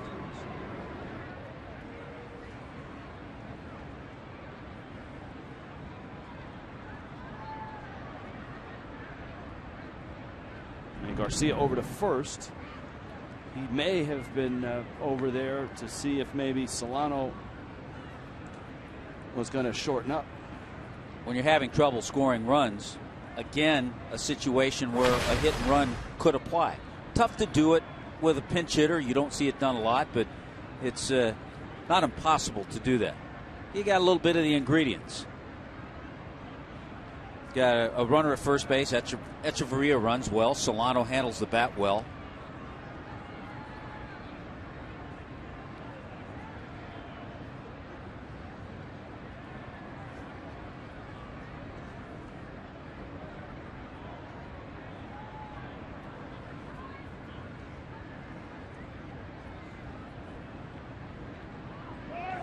Runner goes, swing and a miss, and the throw is not in time. So you never know what's going to happen. And it looks like the hit and run was on. It was. Ruiz didn't make a real good throw, and Etch picks up the stolen base. The count's 1-1. He had a great jump. Yeah, once you see the runner peak, you know it's a hit and run. And so it's 1-1 now, and Solano goes from just trying to make contact to just trying to move the runner 90 feet up.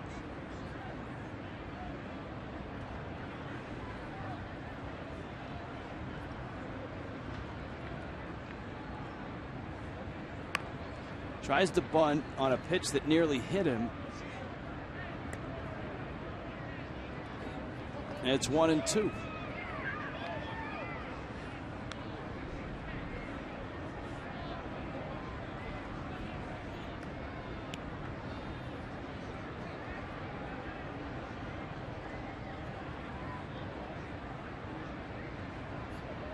See Ruiz looking at Solano's feet while he's giving the sign.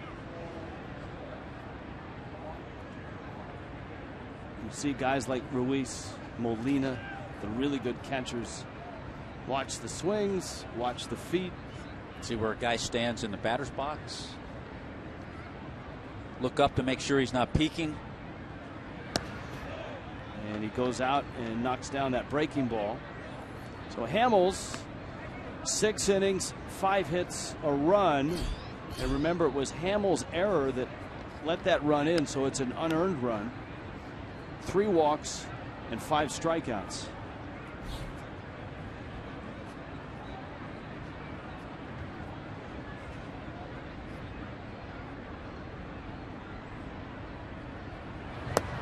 And Solano swings and misses and strikes out. Unable to move the runner to third.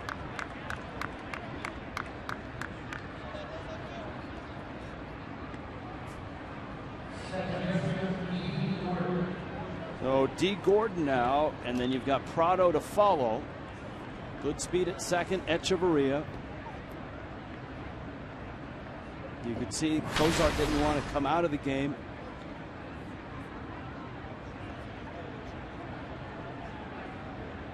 Maybe it'll sting less if Miami can chase a run across here.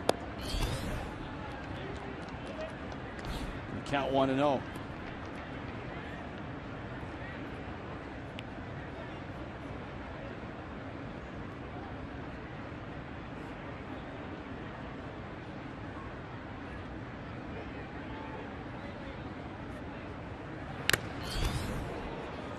That one fouled off the catcher. Now you can understand, as you pointed out, Cozart doesn't want to come out of the game, but at the same time, if the score is 3-1 or 4-1 and Miami's on top, there's a chance, a pretty good chance, Mike Redmond leaves them alone. But right now, the necessity is to get a run. Trying to score, trying to get the lead. A.J. Ramos in the bullpen. So you can see both sides of the argument and the tug of war, so to speak. Echeverria at second. Garcia misses out with a fastball. He's 2-1. Gordon is 0 for 2 on his birthday.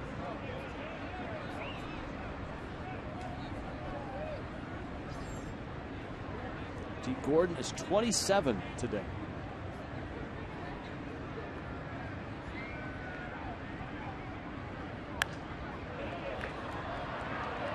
On this date in Dee Gordon history, 2014, he was 2 for 3 on his birthday last year. Double, run, 2 stolen bases. But the Dodgers lost to the Phillies.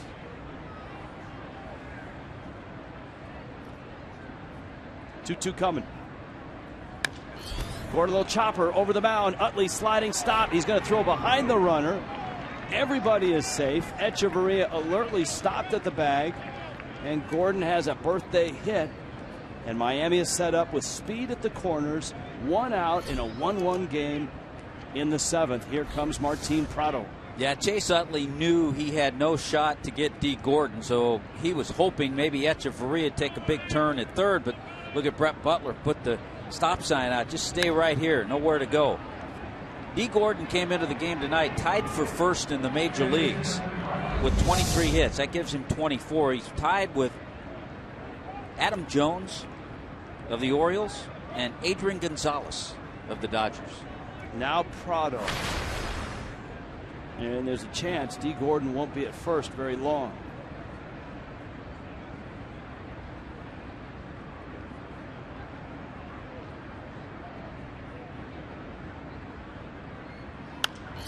And Prado fouls it. It's the best of both worlds for Prado here, in that he's got runners on base, and Luis Garcia is thinking, I need to A, get to the plate quickly, and B, throw a fastball here because of Dee Gordon.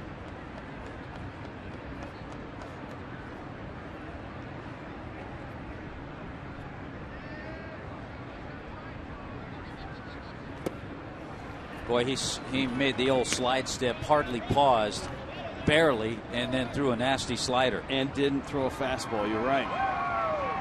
This situation, though, if Dee Gordon takes off, they may not even throw through.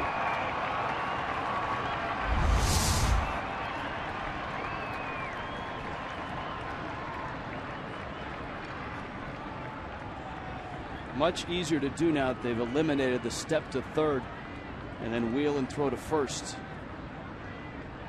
Gordon, and it's a balk, and the Marlins get a run. Gordon took a step away from the bag, and Echeverria will trot home. And the Marlins lead it 2-1, and that, my friends, is what speed will do for you.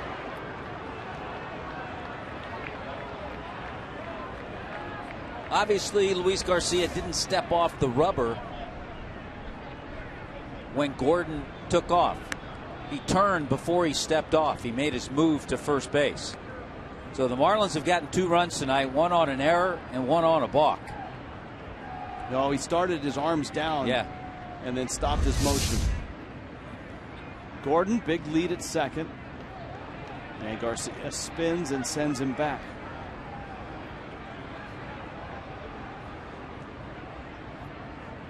So Gordon was definitely running had Garcia come home. It's 2-1 here, and Prado steps out.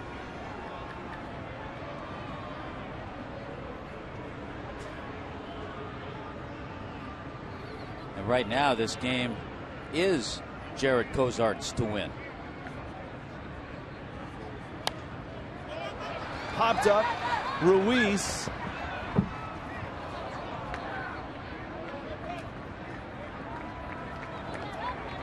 And it's just out of reach. Toby Basner returns the mask, and that's because Carlos Ruiz, watch what Ruiz does with his mask. Ow! Right in the ankle. Got the home plate umpire in the ankles. Hazardous duty behind the plate.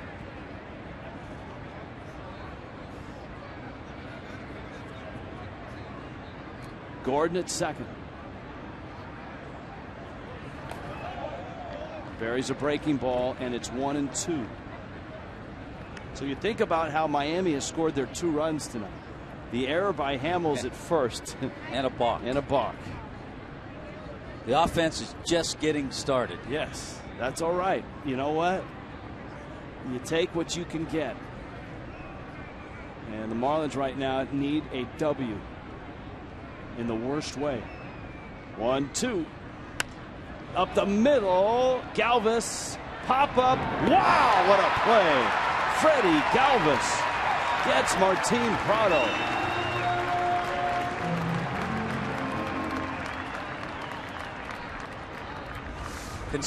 Considering everything involved, too, with D. Gordon going from second to third, pop up. Not only after you do that, you have to pick up the target over at first base. Galvis does that. I'm sure out of the corner of his eye, he saw Gordon over at third base as well. Nicely done by the Phillies shortstop, Freddie Galvis. Here is Stanton, and the Phillies won't mess around. They're going to walk Stanton with Gordon at third. Garcia. I don't know that I've seen too many 86-mile-an-hour ball ones on an intentional walk. He really fired that first one up there. You know, believe it or not, this is the first intentional walk to Giancarlo this year. Remember last year, 24. He was walked intentionally 24 times. Against Hamels, he did not wear the face guard. Here against the righties, got it on. I like Garcia doesn't mess around, Hut, with the intentional walk. He's firing up in the upper 80s. Well, you know, some guys feel if they lob it up there, they might throw it away. So his theory is, I'm just going to stay hard with it, keep it catchable for my catcher.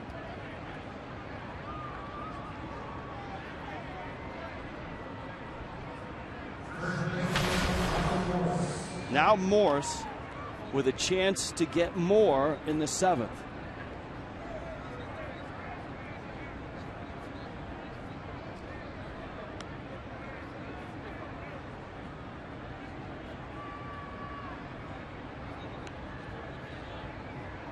Look at the career numbers against the Phillies. One of those home runs we showed you earlier in the night was the only other homer that we could find and the Phillies could find from a right-handed hitter up into the visitors' bullpen. That was as a national a few years back. And of course, Stanton did it last night.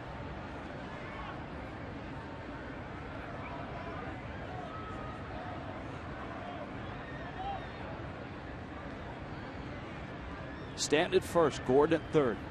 Morse takes in.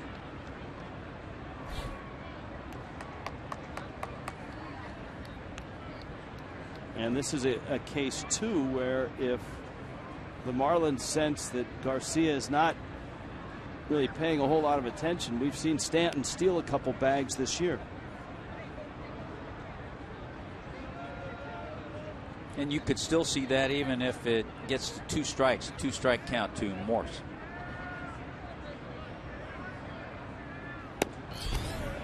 Pitch is out, and it's 2-1. And then your job as a runner, if that were the case, if you're Stanton over at first base, if you take off and all of a sudden you see the throw is going to beat you, then get in a rundown and give D. Gordon a chance to score from third.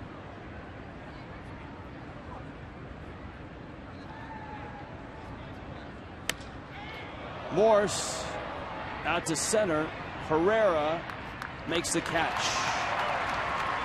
Miami leaves 2 but scores 1 and leaves it 2-1.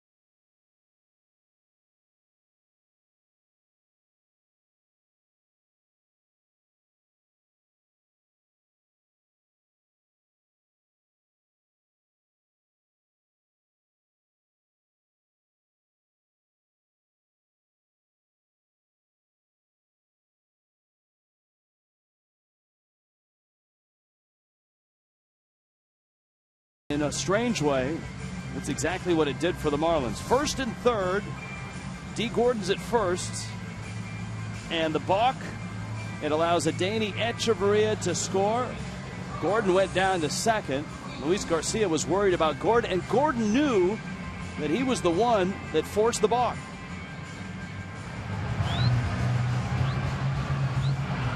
Yeah, he's fun to watch. He has a lot of energy. He came into the dugout saying, I got him, I got him. Got him to balk. Just being around him in a spring training and then 2 weeks of the regular season, not only is he a fun player to watch, he's a great guy to be around. High energy.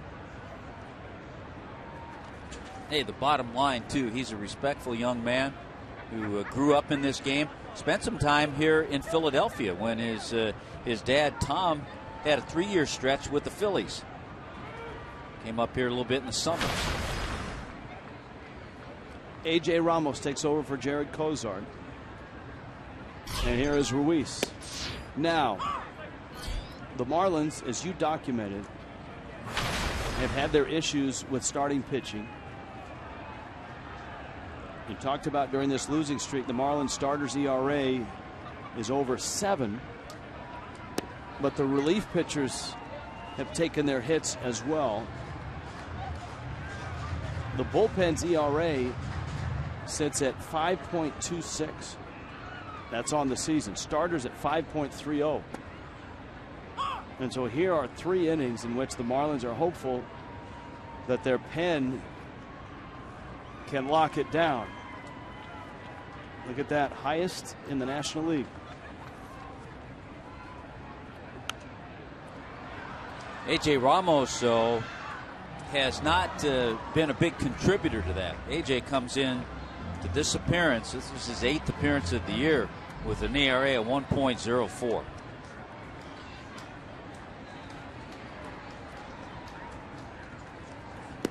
Swing and a miss. Ruiz strikes out. And so Ramos punches out the first he faces. On Sunday, the National Series concludes at 1:10. You pick up the Pepsi 4 for $74 pack. Get 4 tickets, 4 KM Beef Franks for Pepsi for $74. Fans get a Christian Yelich replica Gold Glove trophy courtesy of Pepsi, and kids can run the bases in a Diamond Dash. I saw that. That's a cool looking trophy. Now, you won I think you won a couple of silver gloves, not gold gloves. It's the equivalent in the minor leagues. At a Dodger AAA level in Spokane. Fastball, Cody Ashe rips it foul. Ashe put one in the seats. That was back in the second. Most strikeouts in relief in the National League. A.J. Ramos has 11. We've seen Cody Martin. The Marlins were impressed by him, the rookie for the Braves.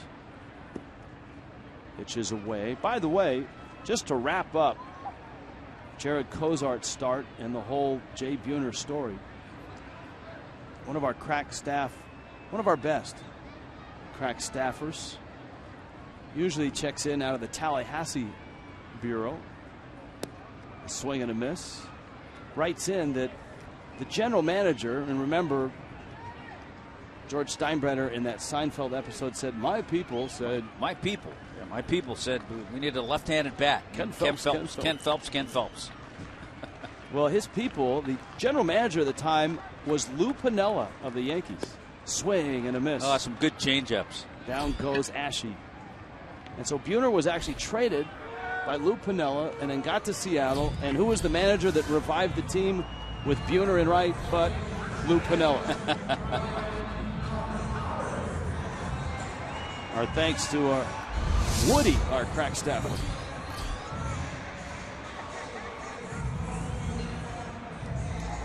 There's Ryan Howard. Remember Howard in last night's ball game. Marlins had a 1-run lead. Things looked good. And then Howard hit one 400 feet for a home run. And he can't hold up there. He's 0-1.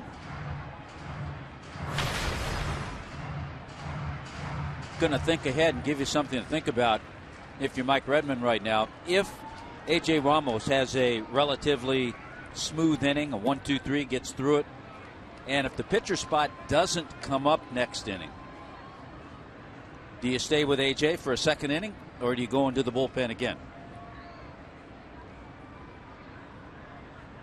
Just food for thought. Yeah, Ramos has thrown all of 12 pitches. He's 1-1, and Howard takes down low.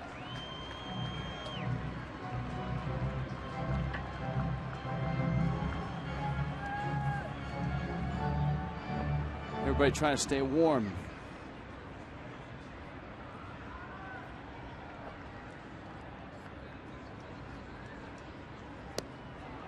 Howard out in front. So the pitcher spot, you have to prepare if you're managing a ball club. The pitcher spot comes up 5th. So obviously if you have something going, men on base,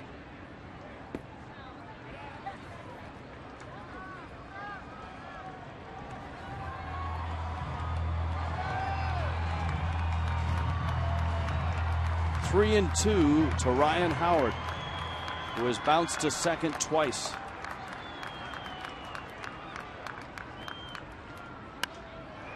And he lifts it foul and out of play. A.J. Ramos has had a real good changeup in this inning. That was it again. Howard just battled it and fouled it off. Braves lead the Mets 2-1, bottom 6. That's in New York. Cardinals, Nationals 5-5, bottom 7. Here, 2-1 Miami. He got him. A.J. Ramos comes in. He strikes out Carlos Ruiz. He strikes out Cody Asche. And then Ryan Howard, the third man up. And A.J. finishes him. Not 1, not 2, but 3. And it's 2-1 Miami.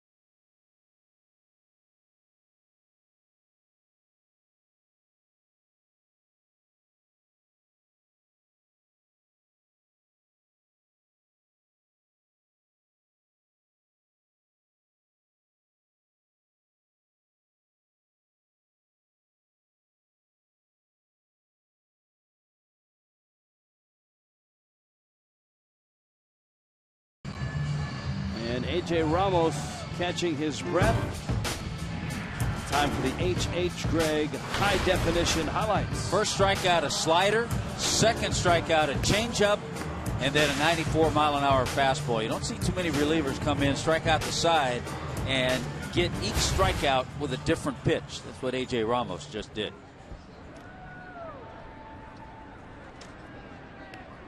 Here's Marcell Ozuna, JT Realmuto, and then Ichiro. Ken Giles, who is one of the better eighth inning guys in the game and could be closing for a lot of teams in baseball and might very well be closing for this team before too long, should Jonathan Papelbon eventually find another team in need of a closer. Perfect night for Ozuna.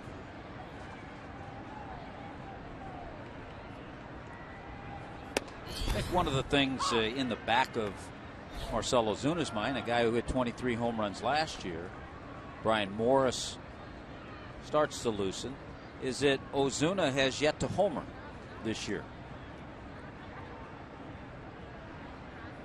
But I think it'll come because I think we've seen his swings come around. Ryan Howard, he got it. Howard made the catch and holds it.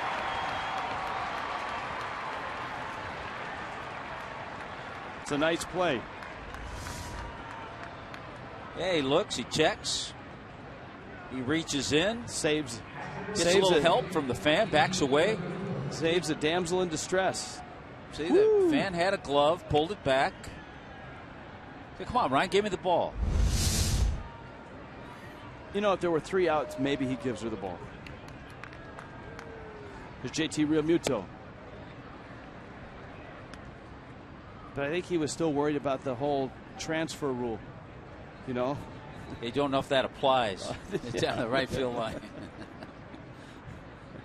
Here's the 0-1. Realmuto, couple of hits. When you talk to Mike Redmond or Frank Menechino, they talk about Realmuto at the plate. They talk about his approach and the type of at-bats that he's had. Fouls that fastball back. It's 1-2. Giles throws hard.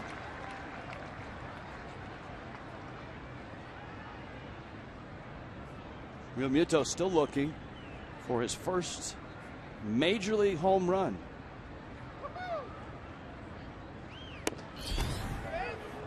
Well, I don't know, the home plate umpire Toby Basner will appreciate that. You saw Ruiz try to bring it back, but Giles as well kind of strolled off the mound as if he had the strike, and you could see it missed out.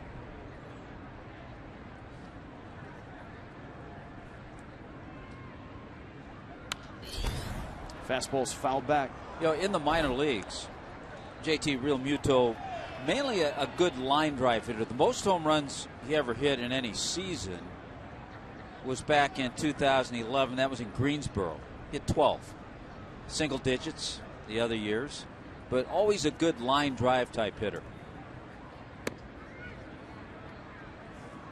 He doesn't chase a lot of pitches, and as you pointed out, with 2 strikes, or if he's in a spot where he needs a sacrifice fly, he will choke up.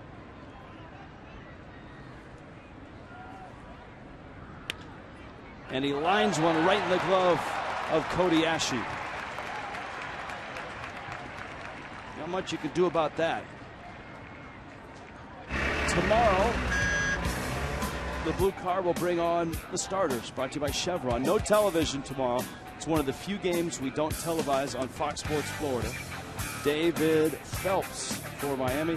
Sean O'Sullivan was scratched and placed on the disabled list earlier today. Yeah, I believe it's going to be Dustin McGowan. Dustin McGowan is 1-0 with an ERA of 2.57. Not sure what the conversation is out there. It's more of a medical visit, I think.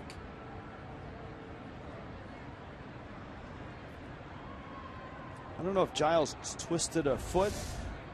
Let's watch his feet. This last pitch to Realmuto. Yeah, that right ankle.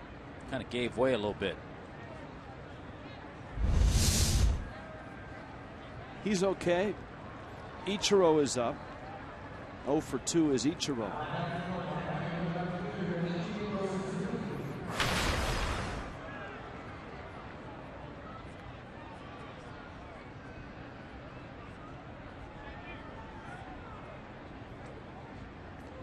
Well, we saw Brian Morris in Miami's bullpen. Morris is still up on the mound, has heated up, and is ready to come in, it looks like.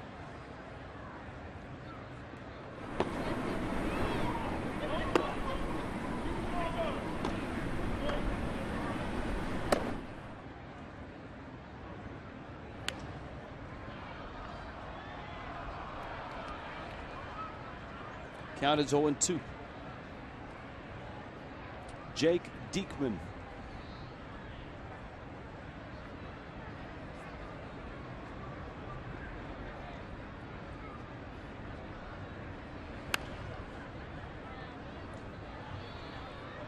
Another foul ball. Look out.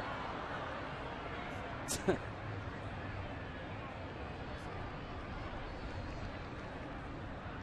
think he came about 3 rows down to He's got good range. make a leap for that one. It's out. And again, Giles walking off the mound. I tell you, the Philly pitchers between Hamels and Giles, they ought to be thankful there isn't a veteran, older umpire behind the plate. He's gotten the calls right, and 3 or 4 times they've started to head off into the dugout.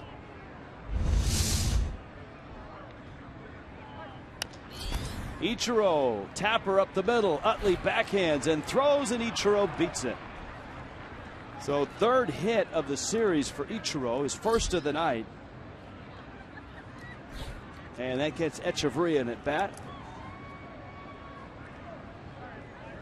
Now, we saw a few times in spring training, we saw Ichiro pick up some stolen bases. So let's see if he stays put here or if he takes off.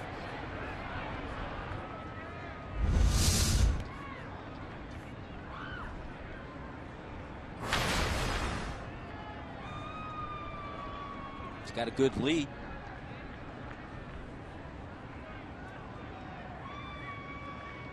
Giles quick to the plate, and he misses.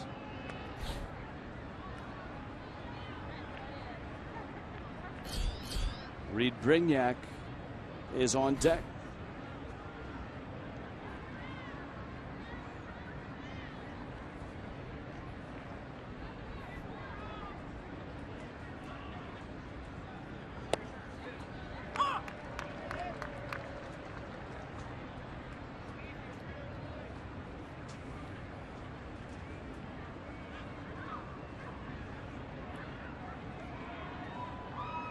(2-1) Miami. Top 8. So a long way to go in this one.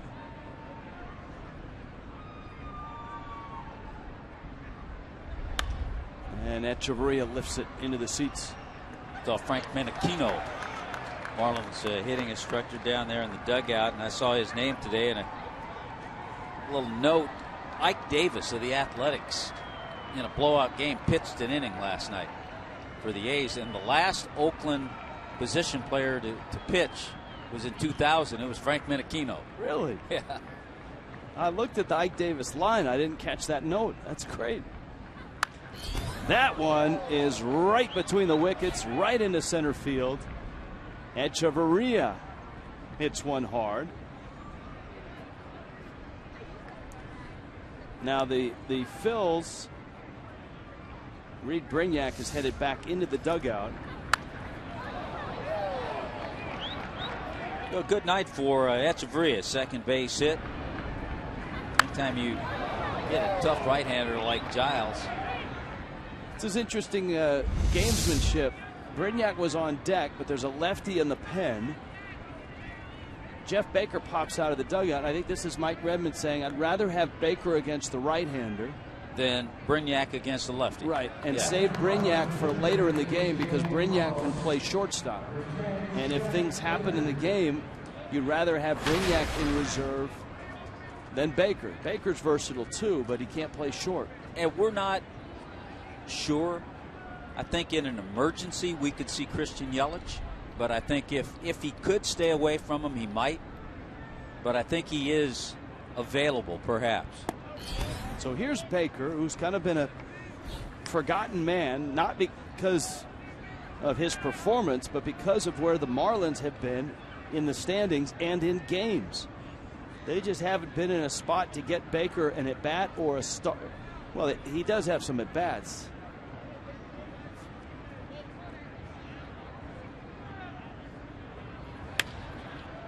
Pulls one to third. Ashe dropped by Utley. Utley dropped the ball at second. Everybody is safe. Just the third at bat for Baker. His 7th plate appearance. And he rolls it to Ashe, and the Phillies have another error. Boy, right at the belt. Perfect throw by Ashe. And the veteran Chase Utley just dropped it. And here's Dee Gordon. He swings and misses.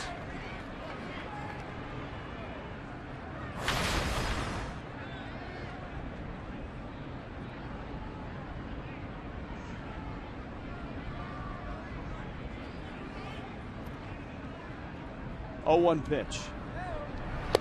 The Marlins tonight, Rich, have had many opportunities. The Phillies, as an example, are 0 for 2 with runners in scoring position. The Marlins just 1 for 9. Ichiro, Echeverria, Baker.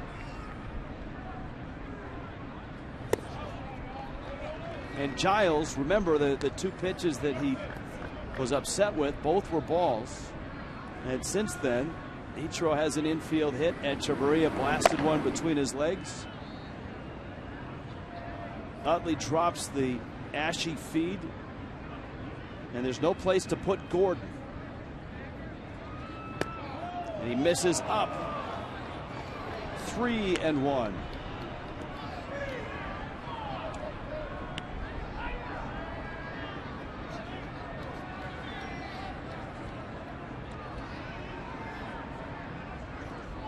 Giles about to throw pitch number 26 in the inning. And a 3-1. Gordon hits it to center field. Herrera goes back, looking up, turning around. He drops the ball. Ichiro scores. Echeverria scores. Baker scores. Gordon is stopped at third, and the Marlins have a big, big hit. Dee Gordon on his birthday. And it's 5-1. Boy, Herrera got all turned around and sideways in center. Well, he knew he was going to get the fastball 3-1. They don't play Dee Gordon very deep, so Herrera had a long way to go. For a second, it looked like Willie Mays, and then it didn't. He overran it. We'll see how they rule that. Dee Gordon wanted to circle the bases. I don't think he wanted to put on the brakes at third base.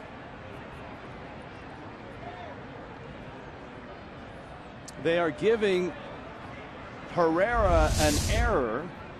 So no RBIs, no triple, E8. I mean, is that ball catchable? Yes, but it's a very tough play. You saw the wind blowing, the flags moving. So not an easy play, but Herrera charged with a big error. There's Dee Gordon. And the reaction.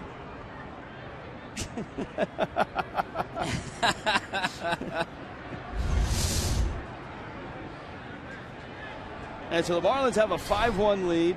Ryne Sandberg is out. He's going to make a double switch to get Justin DeFreitas into the ball game. Dee Gordon on the rail, getting some love. West Kendall Toyota called to the bullpen.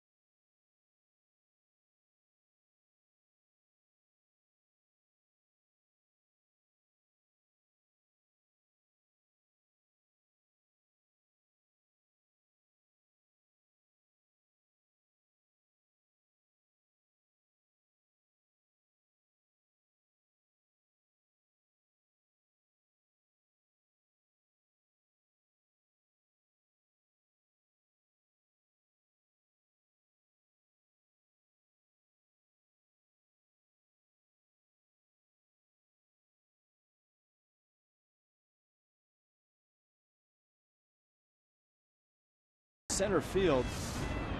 He's an infielder by trade. Yeah, you look at his minor league statistics. Over 400 games as a second baseman, over 100 games at short, and just 2 games in the minor leagues as a center fielder.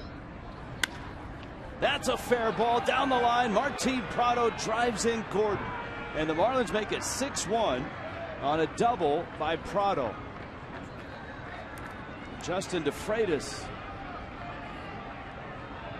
is greeted quite rudely.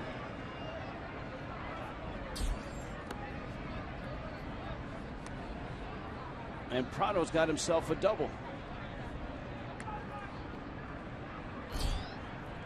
Gordon is still living it up.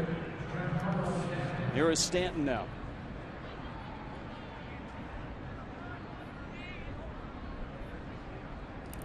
Darren Ruff, by the way, is at first base. Yeah, they made a double switch with DeFreitas and Ruff.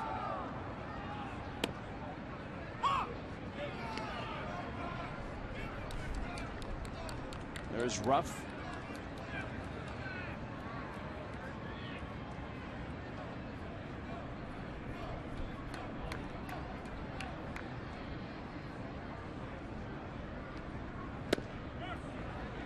That's a pitch so far this series he's been able to lay off, not on that one.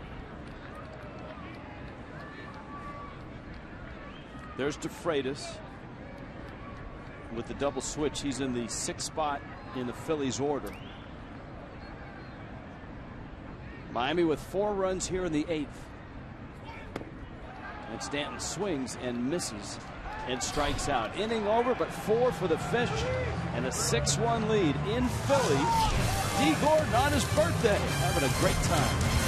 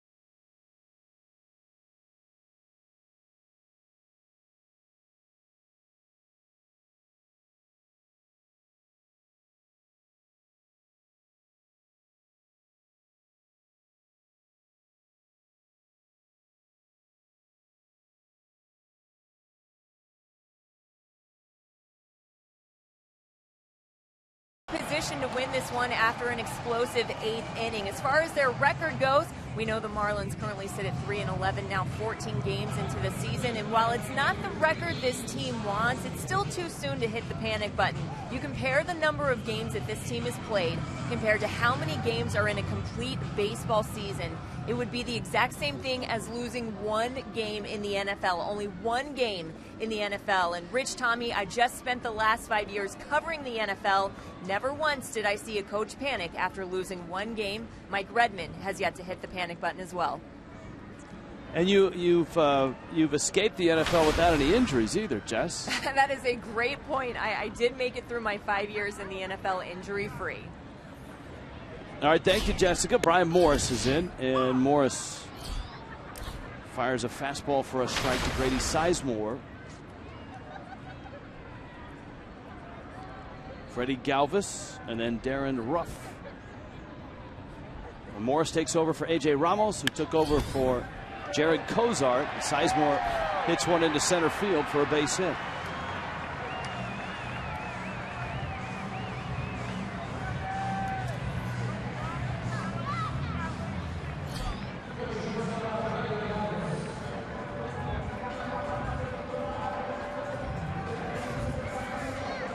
Now Galvis, who is 0 for 2. So the line score has the Marlins with 6 runs, 10 hits. The Phillies a run on 5 hits and 3 errors. Odubel Herrera charged for a 3-run error, 3 base error, whichever way you want to cut it. Yeah, all those runs in the 8th inning unearned. Back to Morris. Shot it to Echeverria, the turn. 1-6-3, and there are 2 outs here in the 8th. Good job by Brian Morris to get that started. You can follow the Marlins all season in 2015 with the MLB.com @bats. #1 app for live baseball up to the moment, any moment, in-game highlights, live look-ins, replay reviews, radio broadcast, StatCast, and doesn't it have the pitch tracking widget, Tommy? I'm looking at the popcorn, not the widget. MLB.com for your smartphone or your tablet or your handheld device or your watch, right? Don't you have to add watch to that?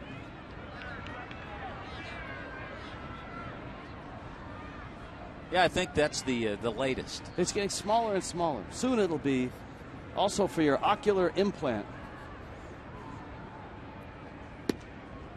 With the cell phone from Sprockets.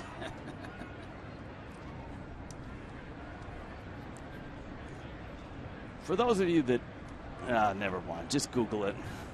Yeah. Here's Darren Ruff.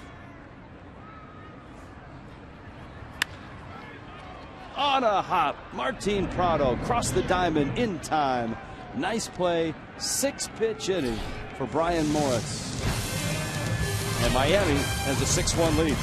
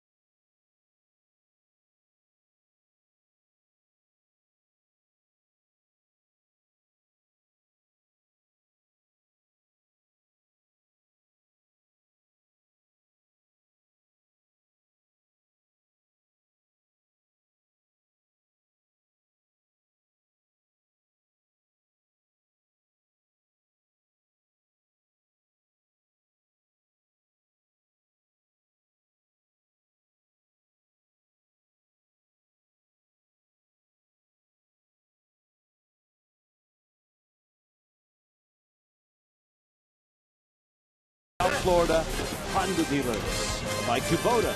For more information or to find a participating dealer, go to FloridaKubota.dealers.com. And by Cleveland Clinic, Florida's 5K run walk will be held April 26th in Weston. Register at clevelandclinicflorida.org.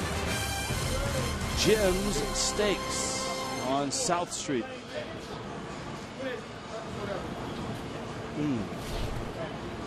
Now that's Philly. And that's Jim's over on South Street. Yeah, if you're over at in the Roxborough section of Philadelphia, go to Del Sandro's. And if you're just a tourist, you go to Pat's and Gino's. What about Tony Luke's? Tony Luke's, you go here. At the ballpark? Yeah. Okay. Jake Diekman. There's Tony Luke's. Mike Morse trying to hit one out to Tony Luke's We saw Giancarlo do that last year.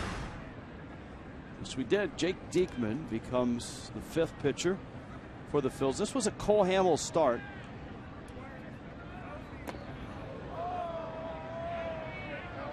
And Morse, hit by the pitch, is on his way down to first. Here's another look. See if it got him in the foot. Ruiz caught it, but watch his pant leg. I don't see anything. Let's listen. Yeah, that double hit. And so Morse is at first. Ozuna's up.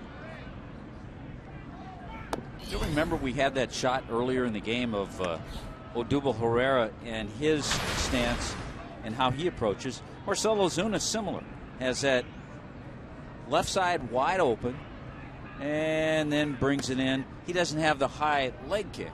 No, it's interesting because but he brings it in. Watch his lead foot. He sort of doesn't quite drag it on the ground. But you're right, Tommy. It doesn't have a leg kick. Same kind of action though. But he gets that foot down very early.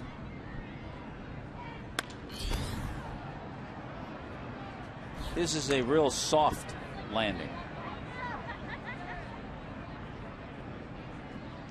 Unlike that of Ken Giles tonight, who came into the ball game, and Giles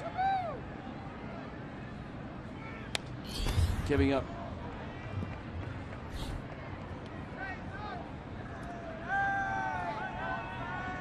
in that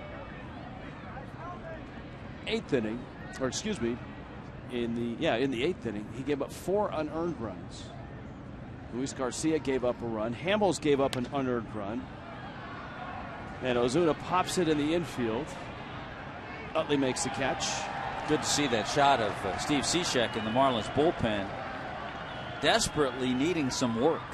And so he's going to no doubt pitch the bottom of the 9th inning. But he has, I think in New York, in the bullpen, you never can duplicate what you do on the field, but he has thrown some simulated innings, save type things.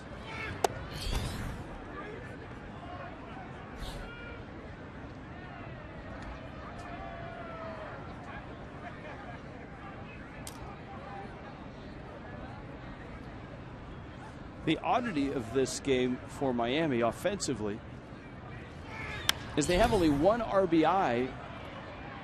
They've scored a total of 4 runs on errors.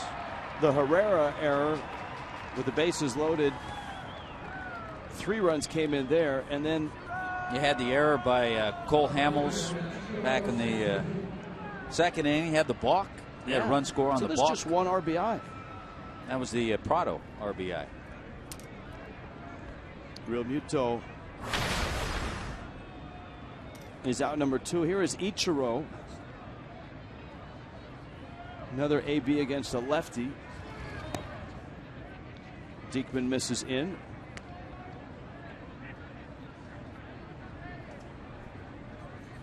Martin Prado with that RBI. The RBI double in the 8th. Ichiro's walked, bounced into a couple of fielders' choices, and has an infield hit.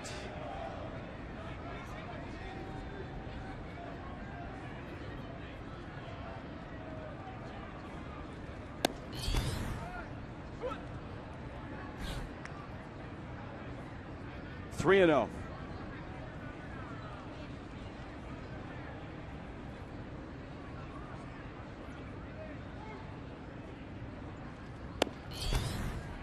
At the knees. Danny Echeverria. He's got a couple more hits tonight. And Ichiro walks.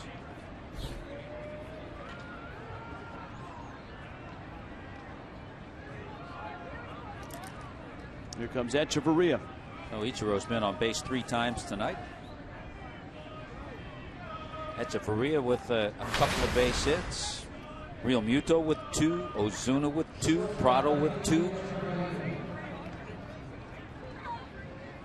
6 runs, 10 hits, 1 RBI.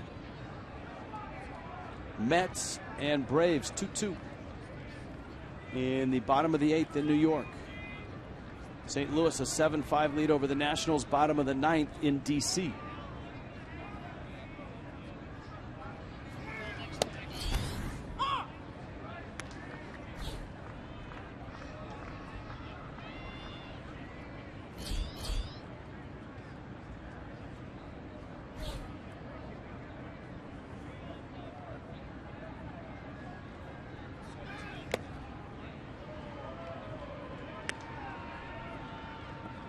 Oh, 2 to Echeverria.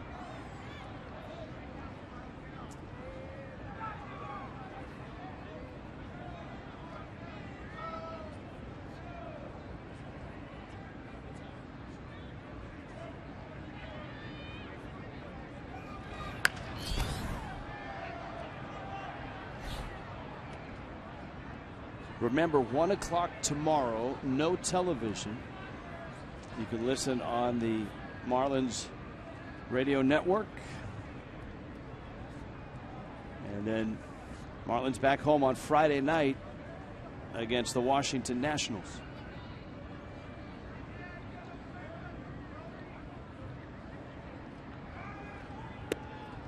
Struck him out, called strike 3. And down goes Echeverria. Steve Cishek getting ready for the bottom of the 9th.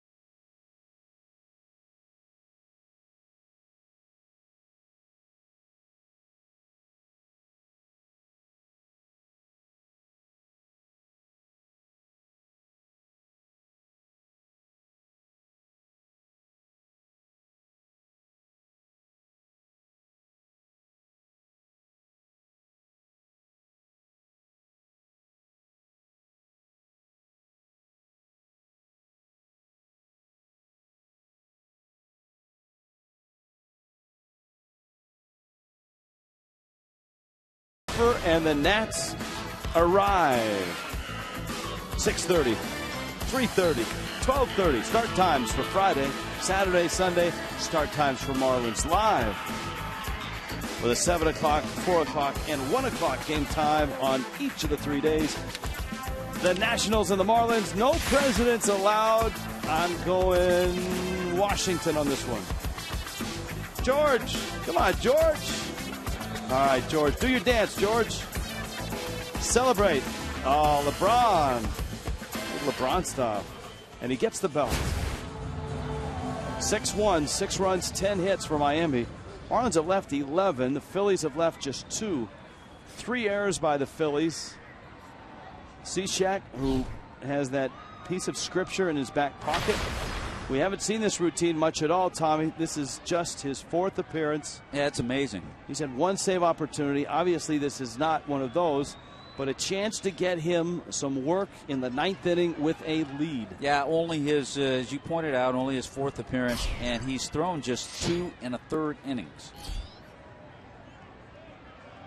Odubel Herrera. Then Ben Revere, then Chase Utley.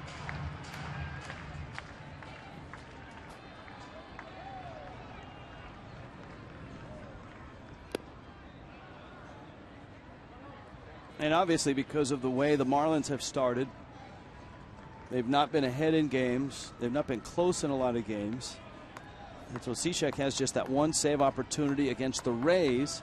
He blew that save opportunity. Remember that wild Marlin win in Miami.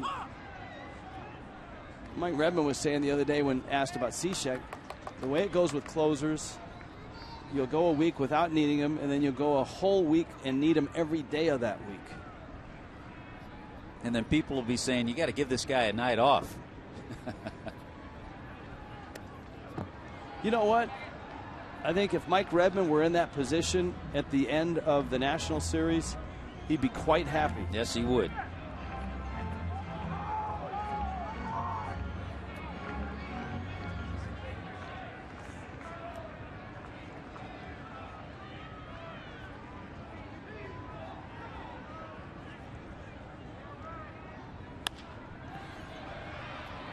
D. Gordon. This will be a very nice birthday for Gordon. Checkers postgame. Jared Cozart start. D. Gordon, we'll try to get him as a postgame birthday guest. Craig Minervini and Carl Pavano, your Checkers Marlins Live hosts tonight. And here is Ben Revere.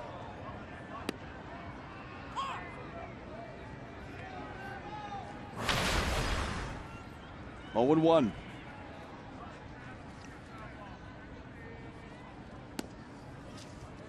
And Cishek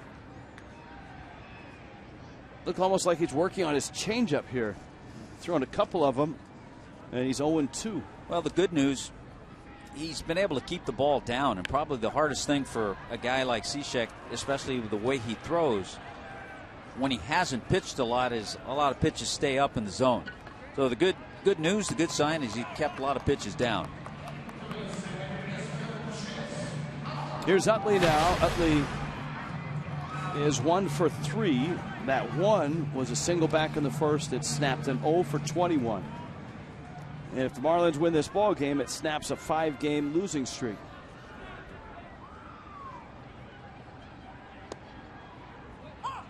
Here's the oddity here as well. If the Marlins hang on here and then win tomorrow, they will have won this series, and they will have won 2 of 3 series on this road trip. But of course, when you get swept in a 4-game series, that washes away a lot of the goodwill from that.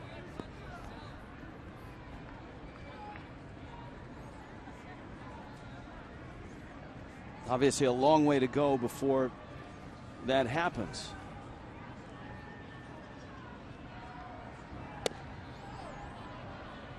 Just throwing a lot of changeups. Yeah, it's something we see him do in spring training. So he's just trying to work on it, which is great. It's good to see that. For him, that's a good pitch against left-handers. And he's really in his career, he's had success, but he's always trying to work on that pitch for that very reason. Back to Cishek, ball game, and a much-needed win for the Miami Marlins here in Philly. On D. Gordon's birthday, the Marlins celebrate with a 6-1 win.